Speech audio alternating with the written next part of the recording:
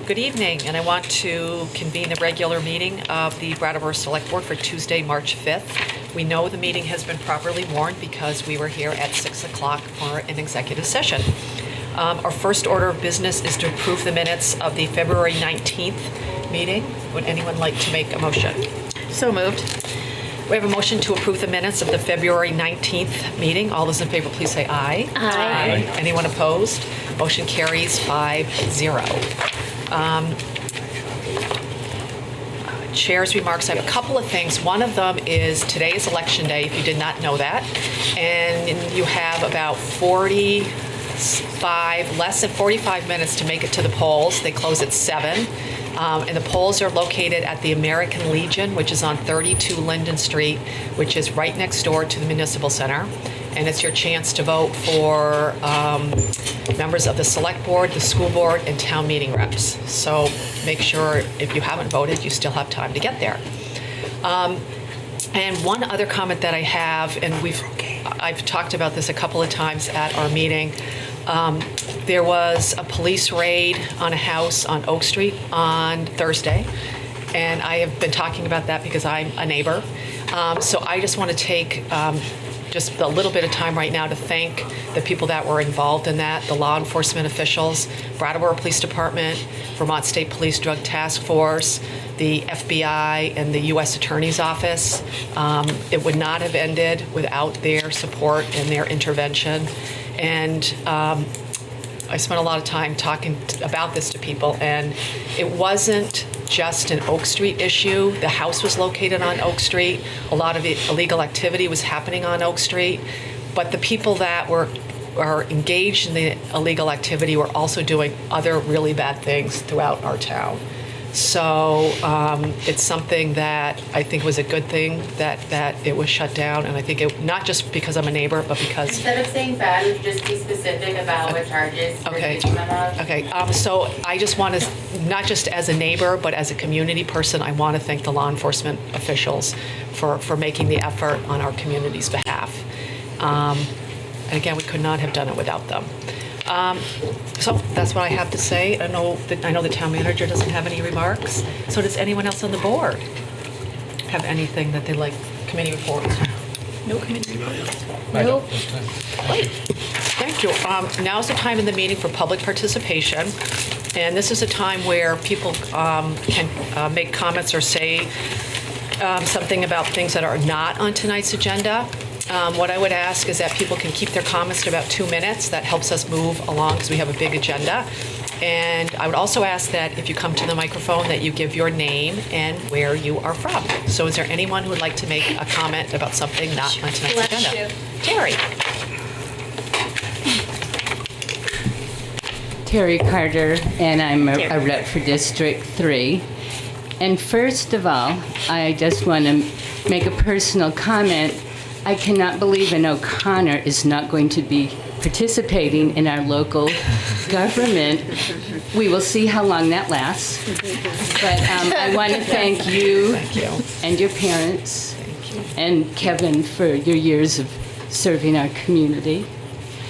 And I also wanted to mention in 2 weeks on the 19th, I'm going to put on the agenda the ongoing tire removal project in the wetlands along the West River. Last fall, thanks to Sue Fellion and Kathy Uffler through the River Conservancy, we removed about 130. And there's I'm roughly guessing, but I think I can safely say there's probably around 800 tires left. But it was a learning curve because the two main things, weather and seasons. And that's why I'm bringing it up now. Sometime within the next 6 weeks before May and nesting season would be a perfect time to do it, or later this coming fall, or both. But we are at the mercy of the weather also. Like the day we did it, it was raining, and there needs to be some wiggle room. So hopefully at the next meeting, we can have like a more involved discussion. And I'm hoping Kathy and Sue will either be here or at least they're going to be talking about it. And I've been talking with Sue. So I just wanted to give you guys food for thought to, you know, give it some thought by the next meeting. And I Thank you. publicly request that it be put on the agenda at the next 19th meeting. Yeah. Thank you. Thanks, Terry. Is there anyone else that would like to say something about an issue that is not on tonight's agenda? Yeah. Hi, I'm Chris Tanner at 197 Elliott Street. I'm never comfortable speaking publicly like this. For those of you who don't recognize me or know why I'm here, I spoke in front of the Select Board on November 20th about the drug hub in my house across from the park on Elliott Street. And after I spoke here on November 20th, there was definitely something was going on with probation. Long story short, these scumbags were removed from my house on December 21st. I got these douchebags out of my house. No help from my landlord.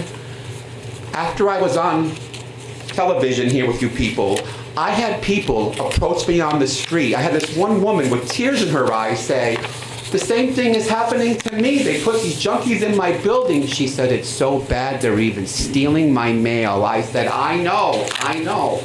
So, wanted to let you, and I read the big article in the paper about what's going on in Oak Street. It was the same thing like with me. But I'm not Kate O'Connor. You know, I don't have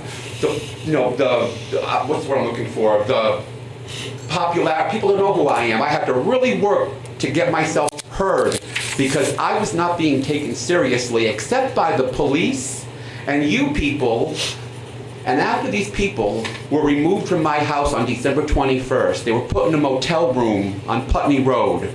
I found out from one of the junkies that he was smoking crack with them afterwards. They were kicked out of that motel, and now last I heard from the street people, they were squatting with one of the junkies on Main Street.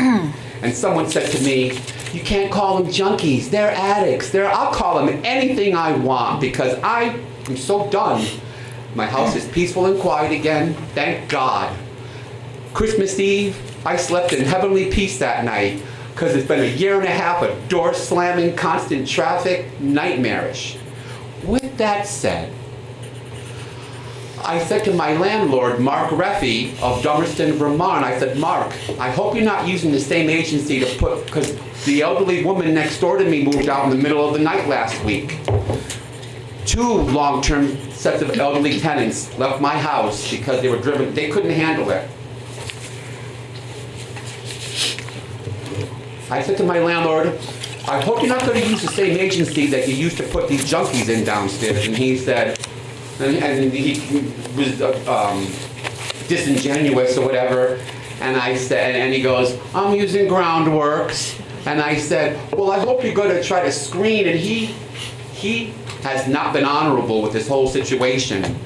I believe, Brandy, do you work for Groundworks, or are you affiliated with Groundworks? I am. Can you help me? Because I want to make it. I came here tonight to let the community know, because everyone's going to be watching.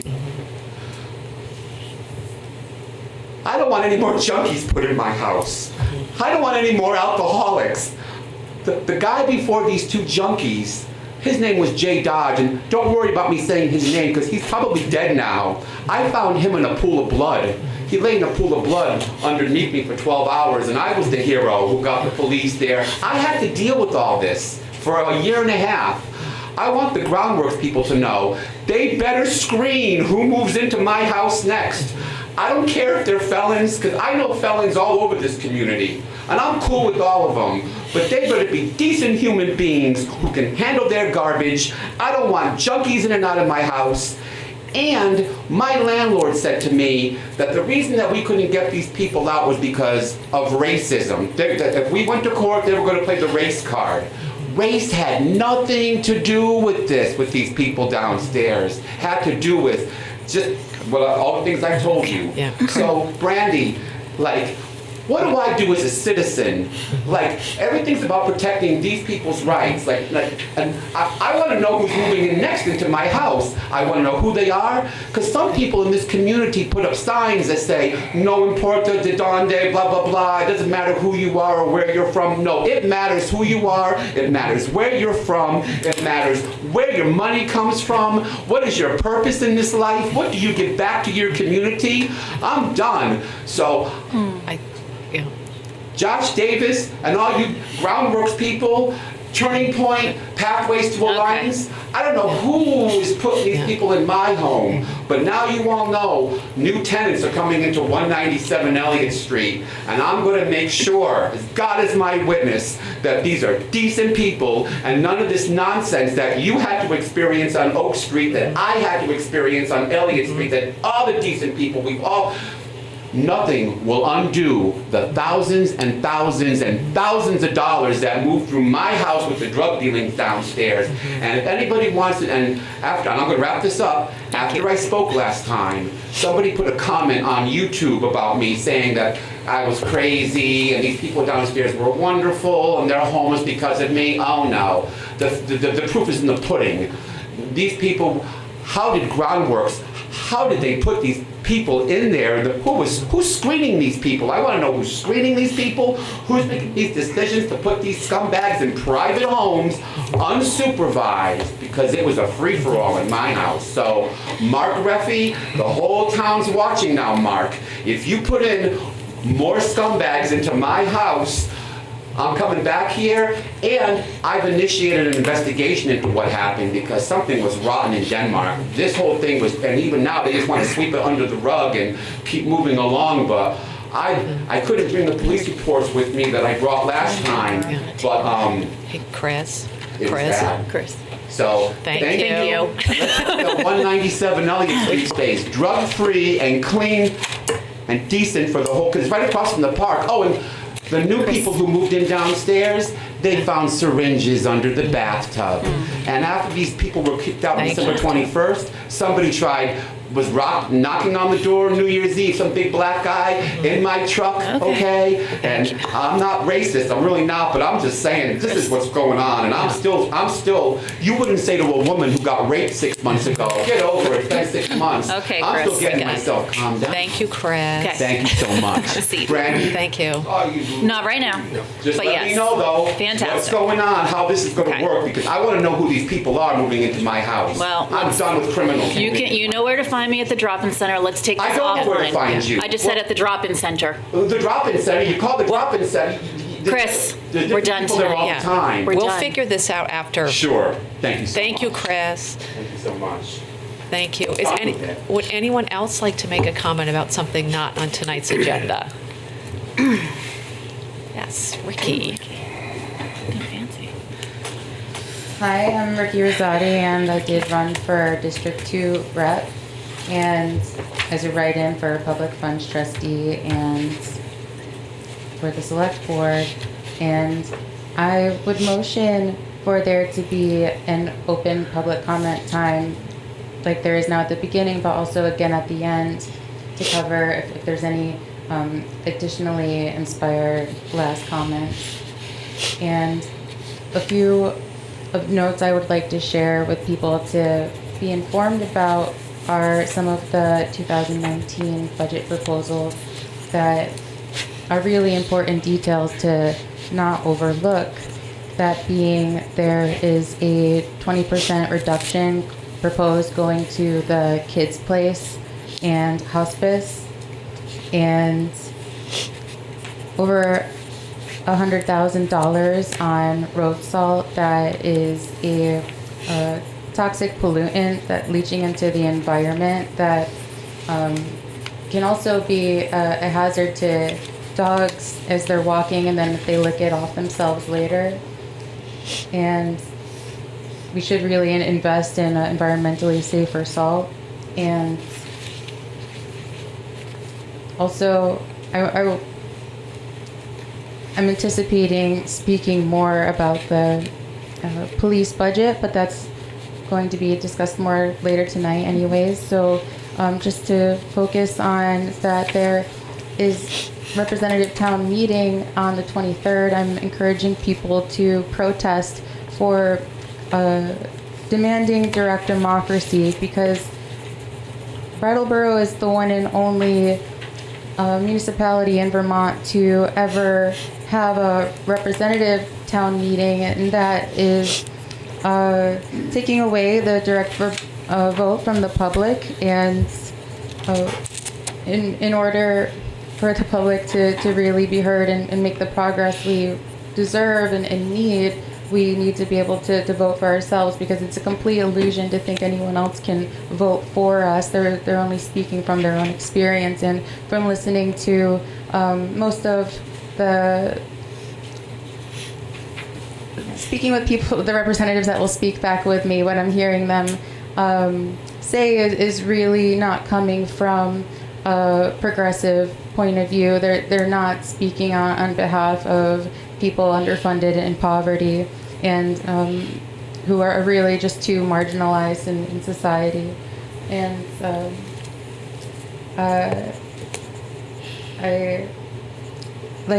when I heard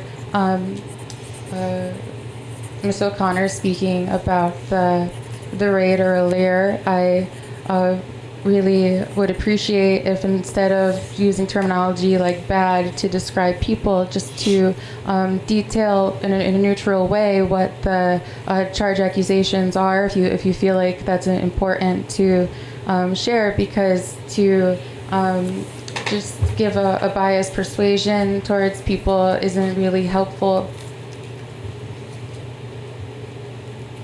Thank you. Thank you. Is there anyone else that would like to say something about an issue that's not on tonight's agenda? Seeing none, we will move to liquor commissioners, and I need a motion to convene as liquor commissioners. So moved. We have a motion to convene as liquor commissioners. All those in favor, please say aye. Aye. All those opposed, motion carries 5-0. We have two issues tonight, and both of them have the same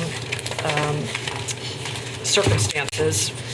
They're applying for actually two liquor licenses, one that will end at the end of April, and then continuance of that liquor license that starts May 1st. So first up is the second-class liquor license for Kimberly and Ashcroft.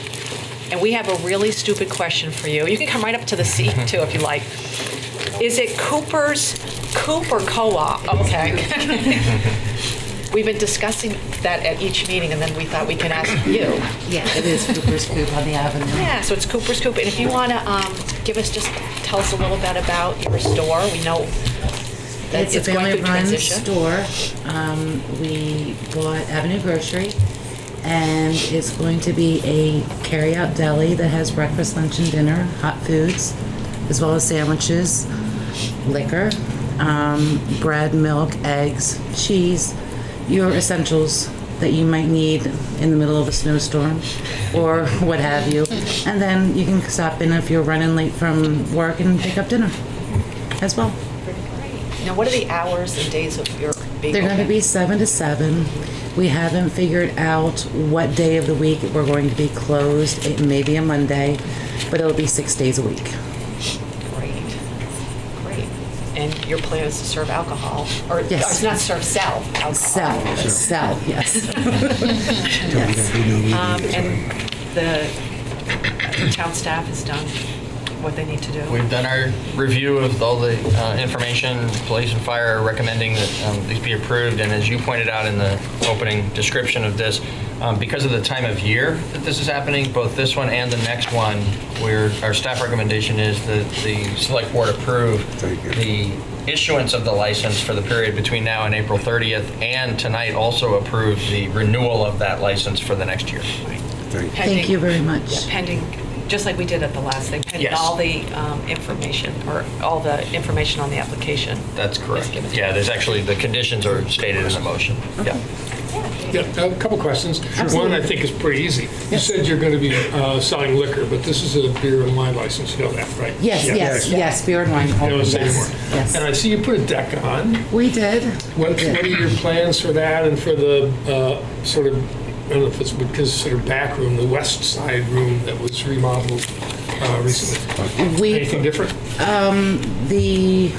When you say west, That's Toward the interstate. That's actually the exit door. You walk in the front and then come out the back. We put the deck on. There will be no seating inside. There'll be benches if you want to have a cold drink to sit down or coffee.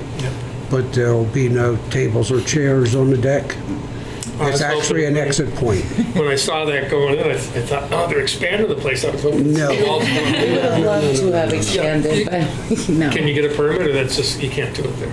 I'm just curious. 'Cause I want you to You succeed. know, building the deck was a scary thing. I don't know if I would want to build an addition on, as much as I would love to. Kind It of was a just, precarious place. it is. to be built. Plus, we need to put in, at some point in time, we need to have a ramp, so that will be where our handicap ramp goes. Great. Thank you. Good luck. Thank you. Thank you. Sort of a self-interested question. Will you have the creaming machine still? Because it's on my route. Mortgage, right? You're the 50th person that asked us that. You bring your glad I'm daughter by, don't you? Yes. At this point, until we get everything moved in and we see how much room we actually have available, the creaming machine, I'm sorry to say, is kind of on the back burner for right now. And hopefully, I'm glad I'm Put it on the deck. yeah, put it on the deck, right? You're not the only one that No, asked. everybody asks that question. Yes. And when do you hope to open? As soon as the permits come in. Yes. We're hoping within the next 6 weeks. Oh, great, that's great. We were hoping for January, but that came and went, but hopefully in the next 6 weeks. I have a question. Sure. One of the things that I notice sometimes, and it's a challenge for some of the business owners that I talk to, is getting the word out and people actually knowing that you're there and what wonderful things you're offering. So I'm just lightly curious, how are you going to spread the wonderful buzz in the community? I just got something in the mail from the mail carrier to help us get the word out. We're also going to do a soft opening with the neighbors to have them come in and sample some of the food that we have. Just as, you know, we're here, welcome, you know, come and meet us, test our food, and then hopefully we'll have a big sign that says, come in, we're open. So We that's will what- probably advertise in the paper, perhaps on the radio. And maybe social media? Yes, absolutely. We do have our Facebook account up, and we will be posting on there when we will be opening. Awesome. And we've been getting a lot of phone calls from neighbors as well, so, you know, I'm just trying to keep in contact with them and let them know our prospective open date. Great spot. I think a lot of people are waiting for you to open, so it's We're excited. We Yeah. really are. Thank you. Great. Does anyone in the audience have any comments about the liquor license? Seeing none, would someone like to make a motion? I move that we approve a second-class liquor license for Kimberly Ann Ashcroft, doing business as Cooper's Coop on the Avenue, LLC, located at 82 Western Avenue, for the remainder of the 2018 liquor license year, and that the renewal of the second-class liquor license for Kimberly Ann Ashcroft, doing business as Cooper's Coop on the Avenue, LLC, also located at 82 Western Avenue, for the liquor license year beginning May 1st, 2019, with conditions as presented. We have a motion to approve a second-class liquor license for Kimberly Ann Ashcroft, doing business as Cooper's Coop on the Avenue. All those in favor, please say aye. Aye. Anyone opposed? Motion carries 5-0. Thank you. Thank you so much. Congratulations. Thank you very much. Next up is a liquor license for Summit Stores, doing business as Summit Store.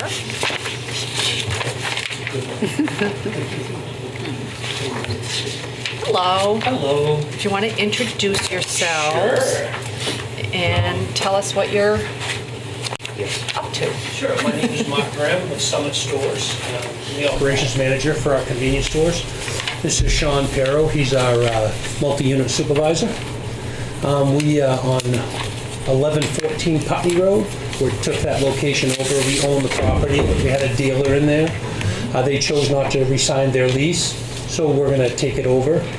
I'm sure you probably all know it's off exit 3 off 91, it's right on the traffic circle, that mobile. Yeah. So it's a little convenience store, and we're gonna sell gas there. So is it going to be a mobile store too? It's still It's a gas station. Yeah, but the you're- gas is gonna be still Okay. mobile, and the convenience store will be called, Age Inc. had it, and it would be Summit Stores, is what it would be called, number 7. So pretty much the way it's being run now is Correct. going to be the same. Yeah, exactly. There's not going to be any changes to the building at this point. Yeah. But we do want to run it ourselves. We think we probably could make it look a little nicer and do a few things to it. Great. But we're not going to do any deli, any food. It's all going to be delivered by vendors and already packaged. Great. And alcohol. Oh, yes. And alcohol, yes. Alcohol and cigarettes, yes. And town staff has reviewed everything and found it all to be okay. Indeed. I'm assuming. Yep. All right, does anyone on the board have any questions about Summit? No, it's an important location, I think, so it'll be good to get things Yes. going. Does anyone in the public have any comments about the liquor license application? See none. Would somebody like to make a motion? I'll make a motion to approve a second-class liquor license for Summit Stores LLC, DBA Summit Store Number 7, located at 1114 Putney Road for the remainder of the 2018 liquor license year, and also renewal of the second-class liquor license for Summit Stores LLC, doing business as Summit Store Number 7, located at 1114 Putney Road, for the liquor license year beginning May 1st, 2019, with conditions as presented. We have a motion to approve a second-class liquor license for Summit Stores LLC, doing business at Summit Store Number 7. All those in favor, please say aye. Aye. Anyone opposed? Motion carries 5-0. Thank you. Thank you, and also I wanted to I can't remember the lady's name at the town's clerk's office, but she was phenomenal. Hillary? Yeah, Hillary. Great. If you could tell her that she was just... Say that right into the microphone. Hillary. Hillary, you were great. Busy with Thank elections. you. Thanks for coming. Would someone like to make a motion to adjourn as liquor commissioners? So moved. We have a motion to adjourn as liquor commissioners. All those in favor, please say aye. Aye. Anyone opposed? Motion carries 5-0. Now we need a motion to convene as water and sewer commissioners. So moved. We have a motion to convene as water and sewer commissioners. All those in favor, please say aye. Aye. Anyone opposed? Motion carries 5-0. We have a lot of business under water sewer commissioners tonight, and our first order of business is an appeal of water and sewer bill. James and Jessica Matthews are here to talk to us. If you folks want to come up to the table, and what we thought we'd do is let the Matthews, if you want, you can introduce yourselves, and then if you want to just explain why you're here tonight to appeal, and then what we'll do is listen to what, if Steve Barrett or Peter Ello has something to add. Well, you mean I have, to present? You want to, yeah, if you want to talk to us Tell us about. what you want. Right. Okay. Yeah. So I'll present my Yep. side. Okay. Yeah.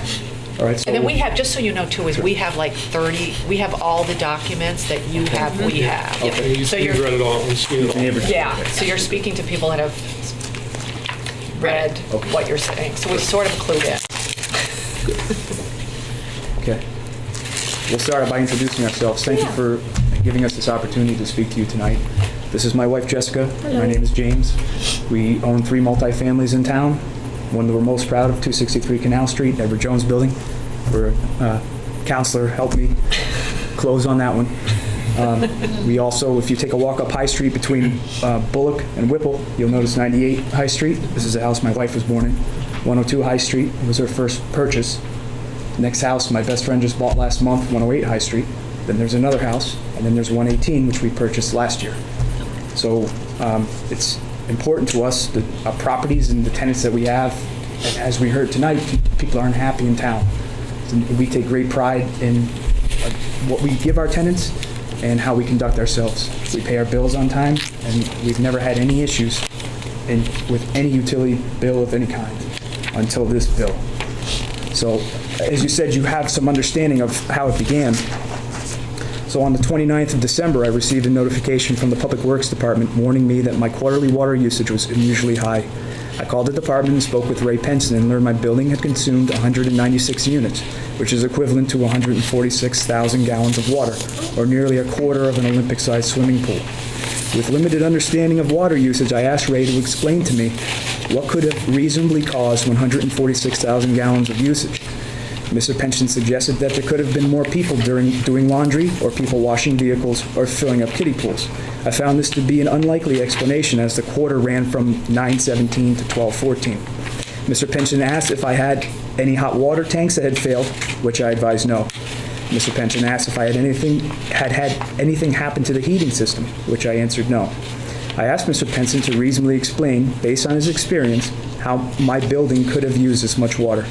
He advised he didn't have much experience and he had come over from water treatment.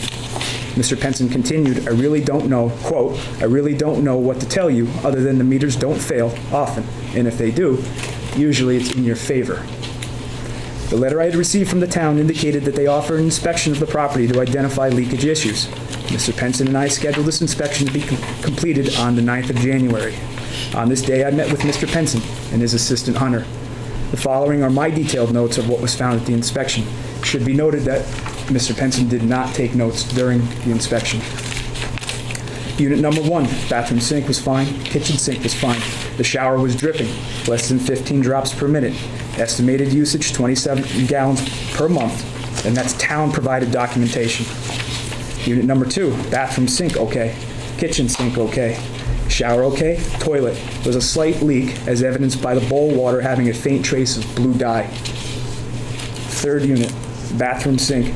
It was dripping. 30 drops per minute. Estimated usage, 54 gallons a month. Again, from town-provided documentation. Kitchen sink okay, shower okay, toilet.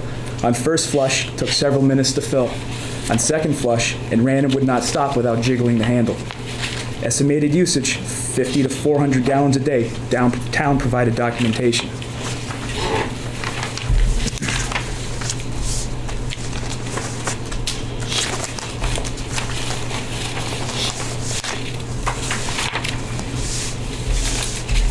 The town made a decision to uphold my bill based on a report written by Mr. Penson. And I believe Mr. Barrett, he provided a summary of it, but was not actually present during the inspection.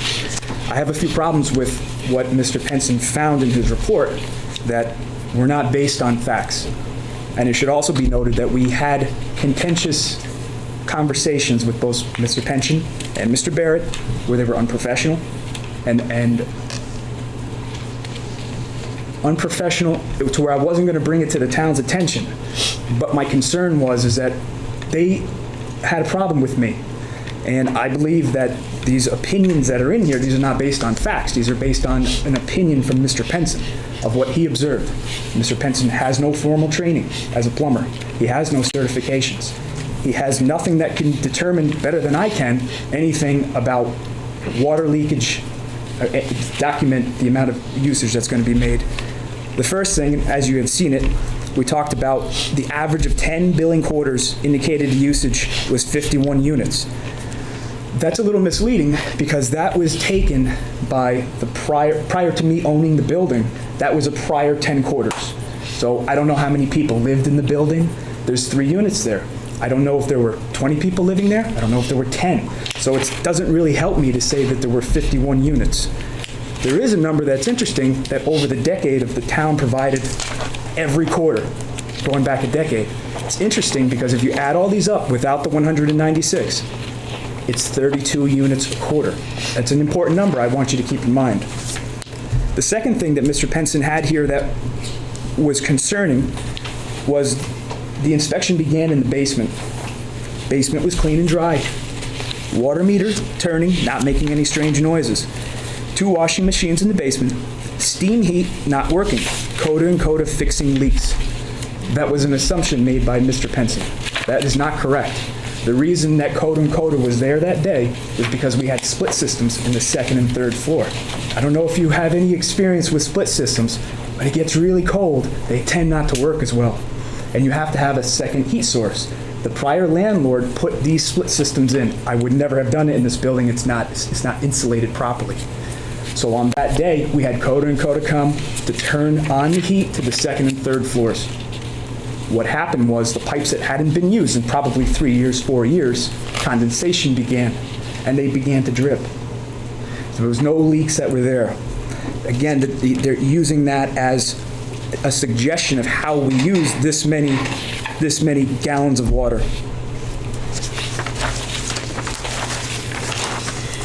And number 3, in the third apartment, there were some issues that we found for sure. Mr. Penson says that when he came in, the sink was running as thick as a pencil. I'm not going to dispute what he saw, and I'm not going to tell him that that wasn't the case. He saw something that was his observation. He mentions that when I cranked down on the valve, that it slowed down some. This is not a description of what actually happened. I closed it, and it began to drip. And I asked Mr. Penson, based on the material the town had given me, how many drips do you assume that is a minute? 30 drips. Okay. So we go to the toilet running. Again, I have no training in toilets. The toilet was not running when we came in. They flushed it. It took some time for it to fill. It's an older toilet. I don't know if that's unusual or not. It might be. They then took the top off and began discussing with me that the innards of the actual toilet, they didn't fit. Maybe, maybe not. I don't know. That toilet has been there since we got the house with the innards in that condition. So nothing had been different from previous quarters, the 3 quarters that we've owned it. Nothing had changed. So they say they were wrong for the toilet. And when they put the top back on, the toilet continued to run. I don't know if that was caused by them moving the toilet around, the bowl. I'm not sure. So I'm just trying to look at what the facts are, what we know as facts as opposed to opinions. Our tenants are pretty great. We've had amazing experiences with our tenants. We never had to evict anyone, no late payments. They know that if they reach out to me and say, James, I got something wrong, our plumber's going to be there and take care of it. Our electrician's going to be there immediately.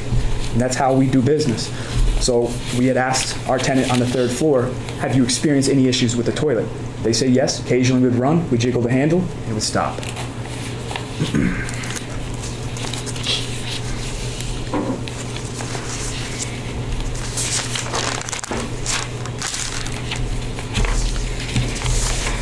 So now the town provided me with some, I guess, explanations to show that other people had some water issues as well. Okay, so there's a callback list that Mr. Elwell had provided me, and there was roughly 70 different properties. Over here is the parcel number. So I went online and I researched a lot of these to see, well, what kind of properties are they? What's the situation? There were 7 that were highlighted, including mine. There's a couple, a 3-unit family, went from 28 units to 112. That's a lot. I would agree, 3 units. And Mr. Elwell had also mentioned to me that oftentimes in these callbacks, the town will provide the leak inspection. And they'll find some leaks, and the townspeople are happy that this was performed.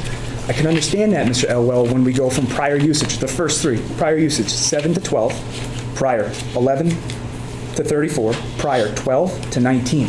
That person was getting a bill of probably 80, and now it's 100, and yeah, they're not going to bring it up with the town that they're not happy about that, and they go away. My bill went from $250 to $1,700. And so I was asking these gentlemen, I just want to understand, because if I understand it and I'm at fault, I'll go away. I'll pay my bill. Unfortunately, I didn't believe that happened. But to continue on this, there's 49 Bennett Drive. This is the Rolls-Royce Nuclear Field Services. It's a commercial property. So I'm not quite sure what that would have to do with multifamily usage. Another one here, Winston Prouty. It's another commercial space. I mean, how much water they use doesn't really help me. Doesn't help the town either, I don't think. But the one in Mr. Elwell, I mentioned it to you, that was offensive to me was you put Mr. Remy Powers' bill right here. And the name was redacted, I'm not quite sure why, but it was redacted. The simple look of the tax sheets again shows okay, this is a person who doesn't take care of their properties. By evidence, just drive around the town. And he doesn't treat his tenants well either. And so he had 200, I don't know why he wouldn't dispute that. But he probably never addressed any of the issues as well. So that's why these numbers are kind of hard to show one way or another of my personal usage.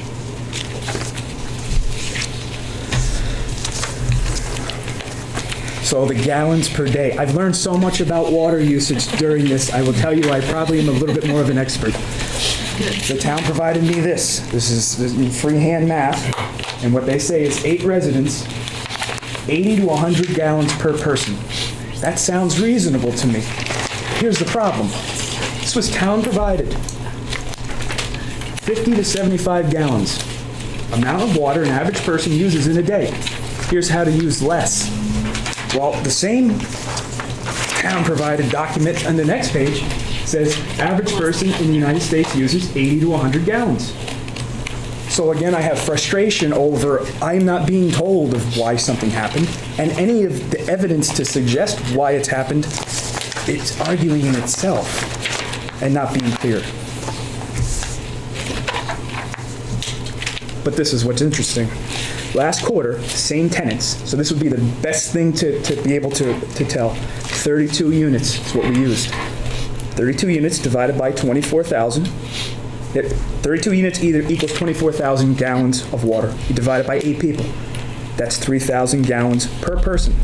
Divided by 90, per day it's 33 gallons. That to me sounds reasonable because we don't have dishwashers. So that to me sounds like a reasonable place to begin when what we're going to use. And it just so happened to be the 32 units.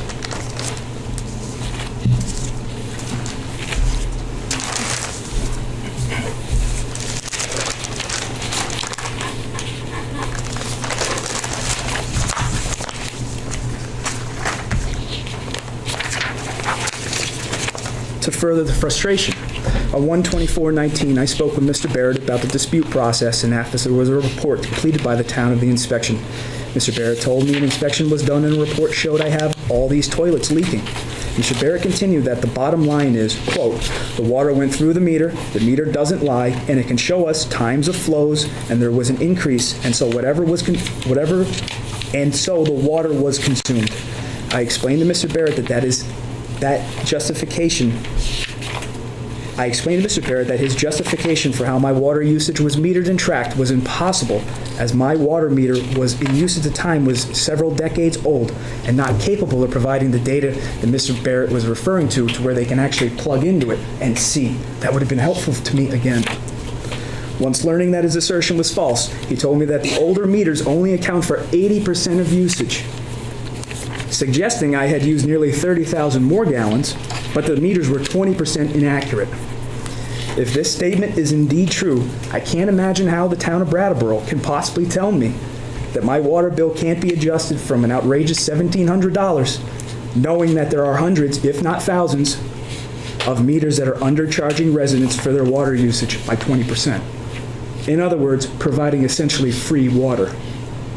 Mr. Barrett added that the new meters are 99% accurate. On January 16th, a new meter was installed by the town at my apartment. On this day, the leakage issues were addressed in a third-floor apartment to include replacing the toilet by my plumber. On 2/27/19, the new meter read 0015 units.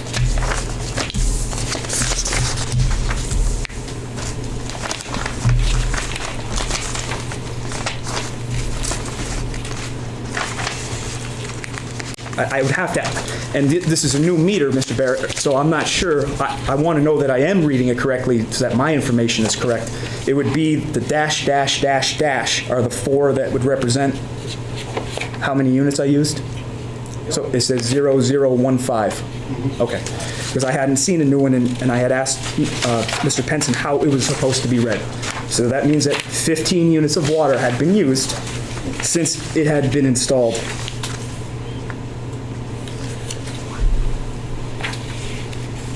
The new meter read was 15 units of usage. This time frame represents 42 days, which is nearly half a quarter. The usage indicates a reasonable estimate of 30 units of water, which again is nearly identical to the 10-year history prior to my purchase of last quarter, which was most closely resembles the tenant makeup of the house. It should be noted that I asked Mr. Elwell how many bills were adjusted last quarter and learned there had been 2. One instance where the heating system failed, filling the basement with water, and another instance where the meter failed. No details were provided concerning that meter. Don't know if it was new or old, but if it's a 99% accurate, I have to imagine it was an old one like mine.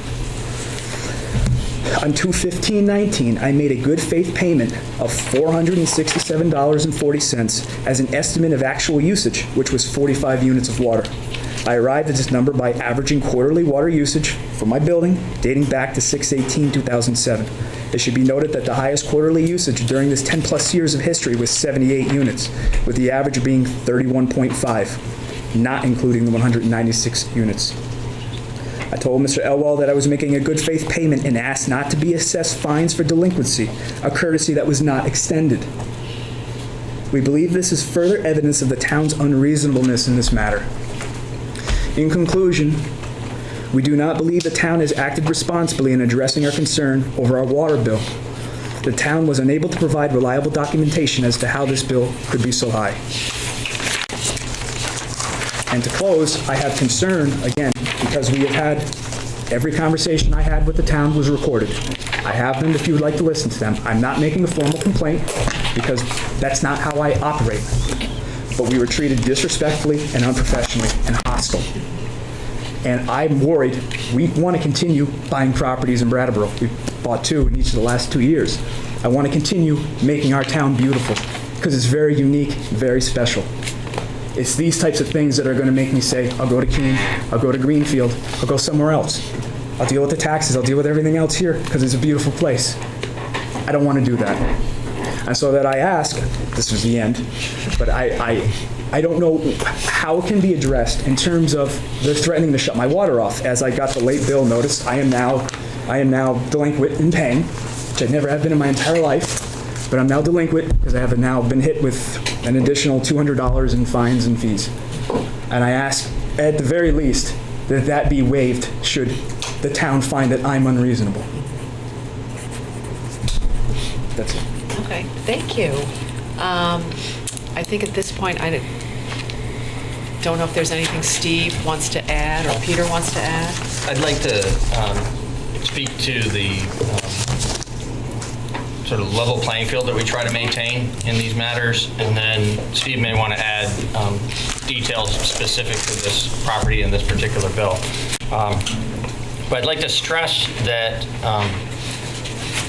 your presentation was comprehensive and at several points along the way expressed concern about the lack of evidence that you had done something wrong or that you should have done something different. Those are my words, not yours, but that was the sense that I got from the presentation.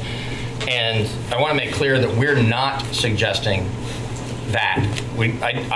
I don't know an explanation for the high meter reading. I'm not sure whether Steve feels that the department can offer an explanation for it. We see every quarter we see a certain amount of readings that are higher than normal. And when we note those, as you described, we alert the owners of those buildings. 70 is not an abnormal number. It may be a little higher or a little less than usual, but it wasn't a shocking number to the department.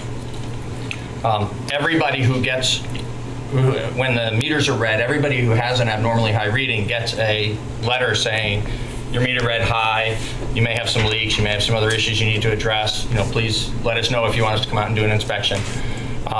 So as in your case, sometimes people do say, yes, please come out and do the inspection. So that happens. And if we can be helpful in identifying things that we think are the source of the problem or work that might need to be done at the property, then we offer that advice. Sometimes it's apparent and sometimes it's not. What we don't do, and this really goes to the heart of the issue, so we're not judging the conduct of somebody either in owning a home for rental or owning their own home and how well they maintain it. We don't pass judgment on whether individuals should have done something and then say, well, because they didn't do that, we're going to not be lenient or something like that. What we do is If there is either clearly a broken meter or some other town error in perhaps the reading of the meter or something else, then we make an adjustment to be correcting for the error that is that doesn't involve usage of water, that just involves an error. Sometimes we have an adjustment, and in the two cases, 2 out of the 70, as you accurately reported, this past quarter did get adjusted. One was a faulty meter that had to be replaced, and so there's an averaging of prior quarters that's used to adjust the billing in those instances. In the second instance, it actually was a water got filled with filled a basement when there was a failure of a part of the heating system in the home, and so the water was there. I mean, the department could see that there was thousands of gallons that had spilled into this basement. And because it was in the basement and had to be pumped out, it was known that that water didn't go into the sewer system. That happens sometimes. Sometimes we know the cause of the high reading, and it actually involves consumption of water from the public water system, but not consumption of any sewer usage. It doesn't dump into the town sewer. So in those situations, the sewer part of the bill is adjusted because there was no usage. There are many situations where we don't know the reason why a reading was high, but we know that the meter read accurately and that the water was consumed. It was consumed both coming out of the water system and going into the sewer system. And that's the conclusion that the department drew in this instance, based on the fact that the meter was replaced and the old meter was tested. And Steve can speak to the details. I don't have them on the top of my head. It's in the written materials. But it tested actually surprisingly accurate for a meter of its age. And so as we sit here tonight, the staff's position is not to judge negatively your maintenance of your buildings or the conclusions you drew as a property owner who suffered something unfortunate in the circumstance here, but rather that in the administration of the system, the only 2 times that an adjustment is made is what I described. When we know water didn't go in, when water was consumed but it didn't go into the sewer system, then the sewer bill is adjusted. And when there's an error made or a faulty meter, then there will be an averaging of prior bills in order to adjust a bill for a particular quarter. We didn't have that circumstance here in your situation for 118 High Street for this particular quarter. And so the decision of the town staff was the same as it would have been in any comparable circumstance in the administration of the system. And it's for that reason that our recommendation is that the appeal be denied. We want to make clear that it's not because we think that you should have done something differently than you did. Sometimes there isn't a good answer that any of us can come to about exactly how something happened. But for the fair operation of the system, when the water is consumed and goes into the sewer system and is, requires the service to be provided on both ends of the utility, it's only fair to all of the rest of the ratepayers that we administer those situations in a level playing field manner where each customer is treated in the same manner. And that's why we've recommended that the appeal be denied and that the bill be required to be paid in full. Can I ask a question? And I'm probably skipping before Steve gets to say anything. Do we know, because I'm looking at the bill here, and it says water usage, 196 units. Then it says sewer usage, 196 units. So is there an actual, I'm being really, I have my gallon of water and I put it down the sink and it goes through the sewer. But what if I only put if I put only a half a gallon of that water down the sewer, does it know I've only put a half a gallon? Do you see what I'm saying? There's no meter on the sewer. It uses the water meter reading to judge the sewer. The adjustment is only made when there's a known reduction in the amount that went into the sewer. Like you saw the basement full, so you know that those 100 gallons would never not go into the system. That's correct. Okay. I'm sorry, I Good jumped question. ahead. Thank you for asking that question. I don't know if Steve has anything. Do you have anything to add, or? I really, I don't have a lot to say. Our staff did go over, we tried to assist, that's what we do. If there are problems and the homeowner, they need to get a plumber. We're not plumbers either, we don't repair pipes. That's not our job, that's not our function. This program was started 30 years ago by myself and the director at the time, and it was solely done to alert people that there was a problem before they got their bills. In this particular case, we want to know how did this happen, where did the water go? There's leaks in a house. In this, for $146,000, it's 1.1 gallon a minute. That's it. A leak that small would cause this big a water bill. And we see it all the time. This is one look at 1 quarter. I've seen 40 years worth. It's not pleasant. You know, we feel bad for you. I mean, we really do. And we run into this even for someone who may be a single person, an elderly person, where their water bill, if it's $500, that's a lot of money to them. So we do take it serious. I also did the math myself and was more conservative at 50 gallons per person per day. Deducted that off, and a leak of 0.7 gallons per minute would cause this amount of a water bill. Thanks, Steve. Thank you, Steve. Yeah, I have a few questions. Steve, a couple for you first. Mr. Barrett mentions that you told him that the meter could show flows and there was an increase in the water, or you could show the times and the flows. And was that a correct statement? It is true with the newer, we tried to get into a discussion, but it kind of felt more like an interrogation, to be honest with you. Well, I just want you to answer the question. So, yeah, I really would prefer you not characterize anybody else's efforts but your own. Okay. Thank you. So the newer meters, we can can capture a period of time. Right. If we read it within 30 days to show if there's more leaks. The meter that was in this residence at the time is what we call a mechanical meter, and it's unable to give that information out. Okay, so you thought he had a different kind of meter? Yes. Okay, and the other question is, he also said that you said that the older meters only account for 80% of usage. Is that true of the older meters? I noticed that the test on some of the older meters could. On this meter, Mr. Barrett's meter was 87% at low flow. That's correct. But, so that would be in the favor of the consumer. and is that true that the ones we haven't replaced yet are skipping 20%? Some meters could be as high as 20%. Some meters. Overall, here's a meter that was put in 1991, and it's showing at low flow, which is a quarter gallon a minute, that it was 87%. Most of your flows in a household are in the 2 gallon per minute, and that showed 100%. So overall, this meter was 99% accurate. The new ones are? The meter that was in this residence at the time of the leak. The new meters, when they go in, are 99% accurate. Wait a minute, but the meter that was in, the 1991 meter is accurate as tested, and we know what those numbers are. Right. We take 87 at low, and then there's a low, there's a medium flow, and then there's a high flow, and you do an average of those flows. Right. If you kick out the quarter gallon, which is the smallest amount, the largest percentage of usage is not a quarter, that's probably a leak.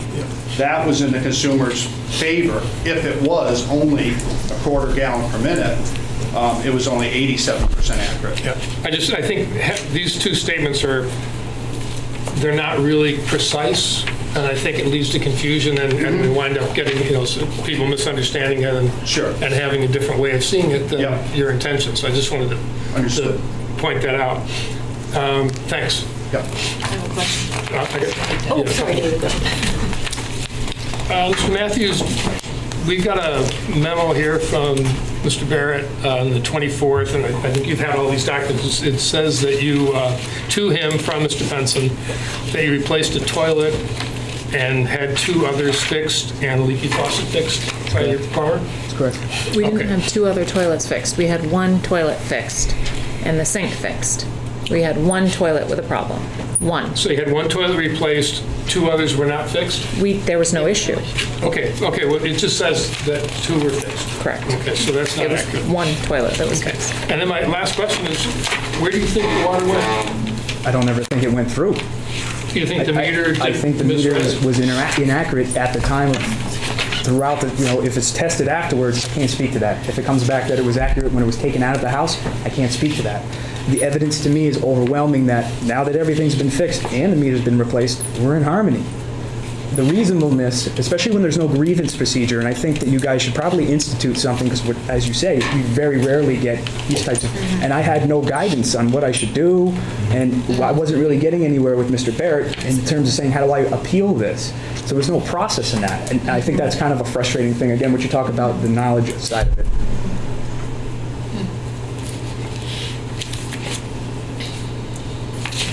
Okay, thanks. Can the public ask questions? In a minute. So I'm looking at the bill, and I want to piggyback off your question. And I want to bring my own math into it, which is never a great idea, but we're going to do that anyways tonight. So when I read the bill, I see, I'm looking at the middle where, in the description section, and I'm looking at the sewer usage where it says 1215.20. Is that number meant to represent a unit or a dollar amount? Is that $1,200 or what is that? That's a dollar amount. So that's a dollar amount based on the assumption that that exact amount of water hit the sewer, which is the question that Kate said about did she dump the half a gallon on the floor and then in the sink, or I made up part of that, but.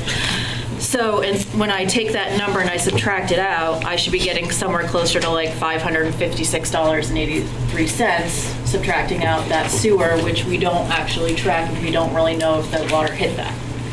Based on Kate's. Yes. May I answer that? So I just want to say it's not an assumption. I guess it's not a metered flow, but it's not an assumption like, hey, we think it went down there. Right. There can be other reasons, and when the other reason is known, then we make the adjustment. The reason why there's technical reasons that I'm not capable of explaining. Steve may be able to. We may have to provide information to you at another time about how water is easy to measure and sewer usage is not. Okay, so it is standard in utilities across the country that you measure the water and then you charge that same amount of usage for sewer, because virtually all of the water that you use from taps, from a public water system in a home, virtually all of the water that comes out of the faucet goes also down the drain and into the sewer system. Thank you. So that's why it's always for every customer exactly the same, unless there is a known reason why the sewer should be adjusted. Thank you for that explanation.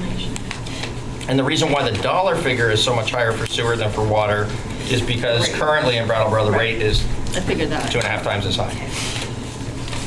Thank you. Does anyone else on the board have any questions? No, I see that why this would be confusing. So there probably should be a better system for people to be able to figure out what to do. I'll just throw out an anecdotal story, which is always problematic, but it does sort of inform my opinion on what's going on here. I guess it's sort of two comments quickly. I own a building that I used to live in as well, and I got one of those notices probably a couple years before I joined the board, and it was warning, we see a high bill, and I think it came with the actual bill, so it's pretty obvious. So my normal bill that I was used to in this 2-unit place I have on Frost Street doubled, and I was quite shocked by it and sort of ruffled my feathers because I didn't, I'm close to the line on making any money or, not making money, just paying the mortgage. Me too. So I paid it because I figured, well, let me just talk to my tenants and see what's going on. And so I couldn't find anything wrong with any of the plumbing. I looked at the meter. It seemed like it was functioning the way it's always been functioning since I've owned the house. And then a couple months later, I happened to be talking to a tenant, and I said, by the way, because I noticed that you were doing a little garden project out back, did you happen to possibly leave a garden hose on for a few hours or something, just trying to come up? And he said, oh yeah, I think I might have left it on a little bit, kind of forgot to turn it off. And I said, well, how long? And they said, about 2-3 days, maybe. Nice.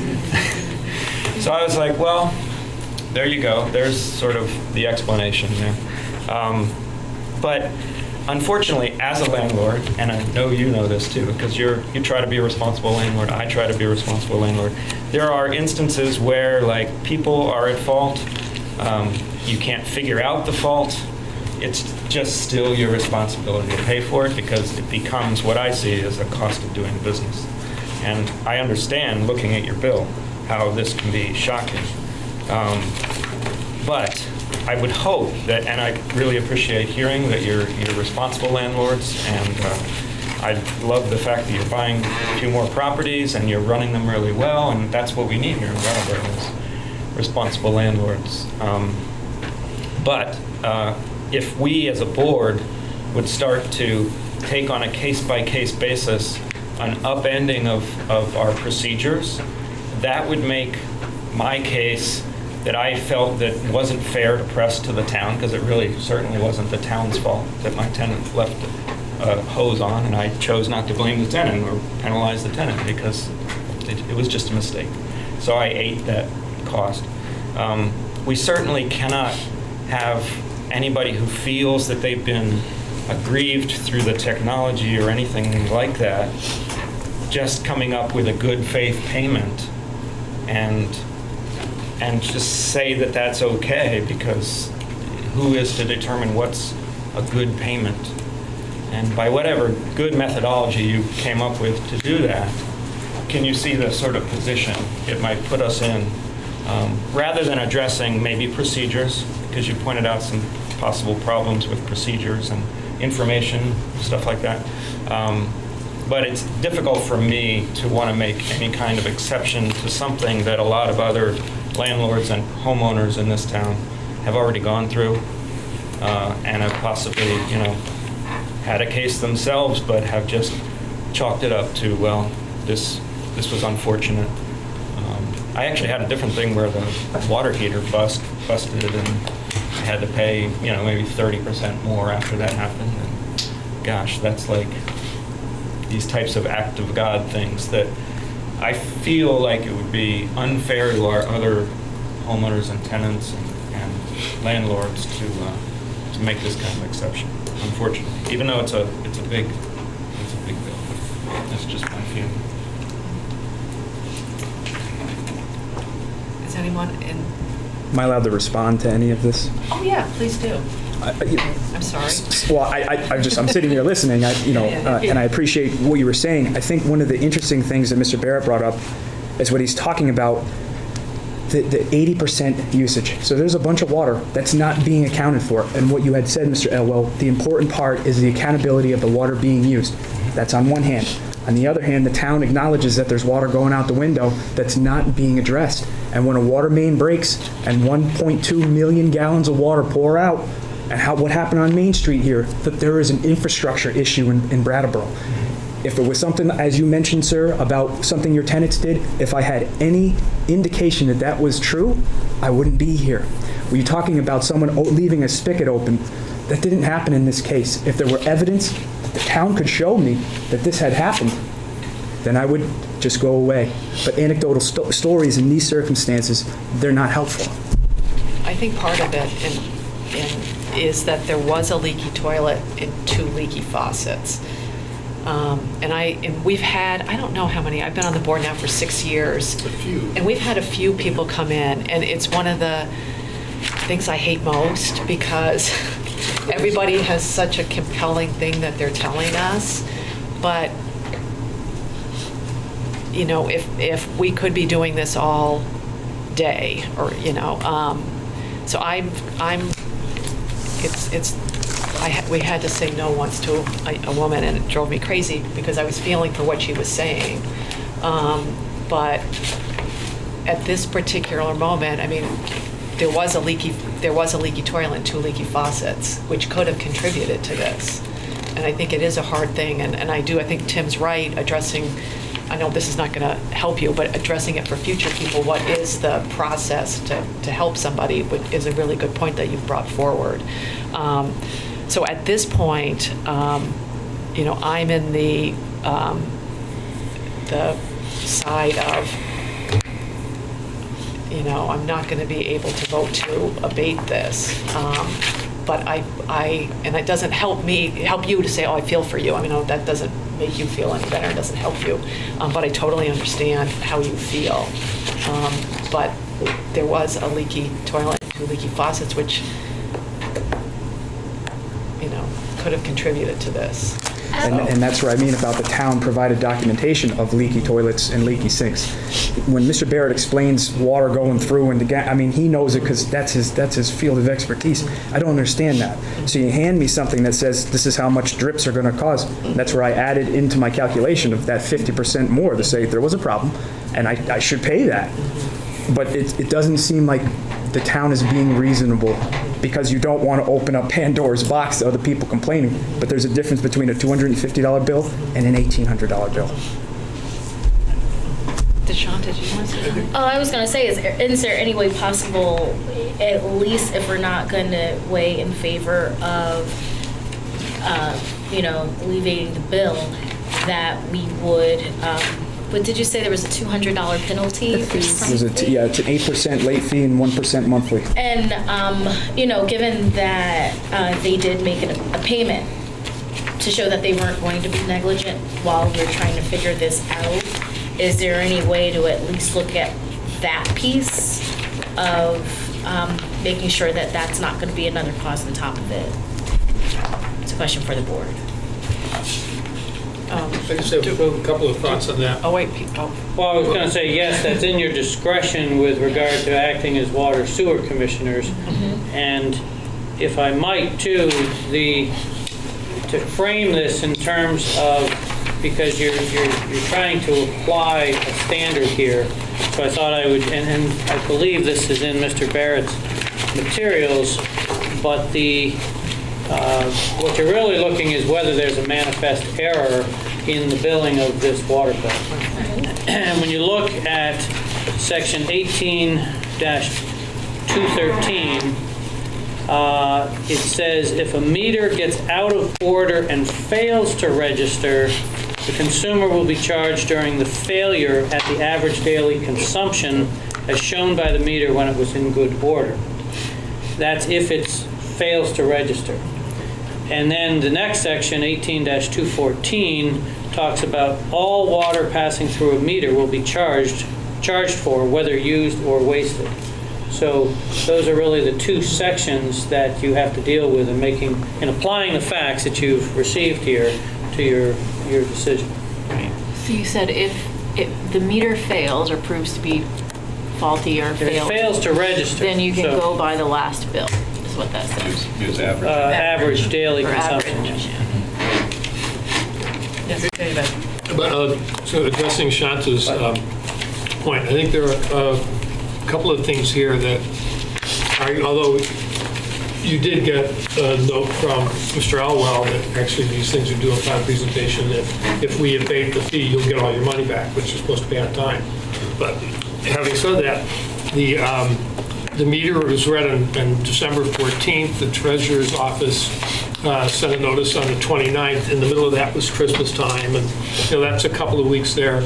The inspection wasn't until January 9th. A lot of time has gone by, and I think that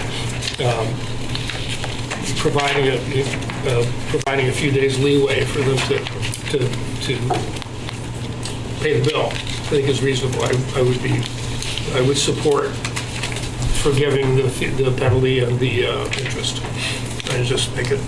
But I have to say and this is cold comfort to you, but the most recent situation like this I remember was that water that actually was leaking into the basement of the house. It was significantly more than yours was. But again, it was just going through there for a couple of weeks, and it caused a ton of damage. But from the evidence we have, the meter works and still works. And you had some leaks, and you can't know. Your tenants can be as honest as the day is long, but they don't necessarily pay attention. If the one person said that the toilet didn't leak, and turned out it did leak. I mean, that's what we have to look at. And so, unfortunately, I can't see bending the rules in this case because of the evidence that we have. Well, I would only ask, and I don't mean to interrupt, but I would only ask that you consider as well that the quarter ended on the 12th, on the 15th of December. I'm going to get hit with another bill, and it's going to be high.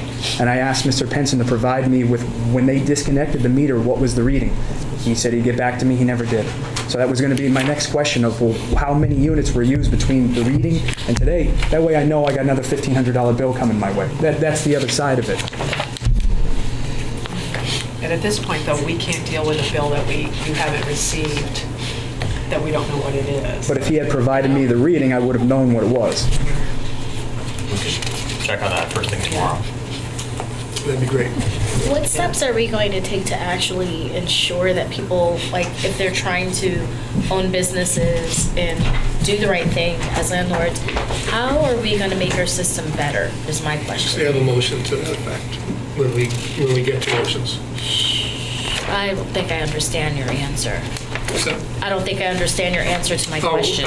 I'm going to suggest that we include a description of the appeal process. Anytime we get it, we send out a callback notice to be accompanied. And make something accessible online even, maybe? Yeah, I'm sure there are a number of ways we could do it. And it's a situation where you don't know you need a policy or a process until you need it. Until something happens. And probably more than half of the policies and procedures that we have, if you knew the history, you could assign somebody's name to it because something happened and we had to do it. And the most recent one was with the 16-year-old vote. We thought everything was in order, it's just going to be fine. It turns out that there's this whole other bunch of stuff having to go with charter changes that made it wrong, made it completely wrong, and put the whole thing off. So, some of it has to be made up as we go along. But I think we do have, that's why we do have a really clear, as Mr. Fisher just read, we have a really clear set of guidelines for how this is supposed to go. And so when we have it, we can follow it unless there's something really, really wrong.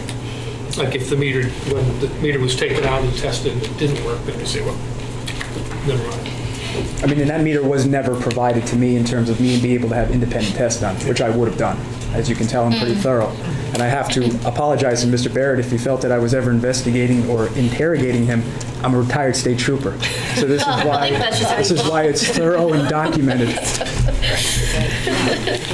Yeah, I just want to speak to the procedural question because I think you've raised valid concerns about that, and it is something we only bump into very rarely. And so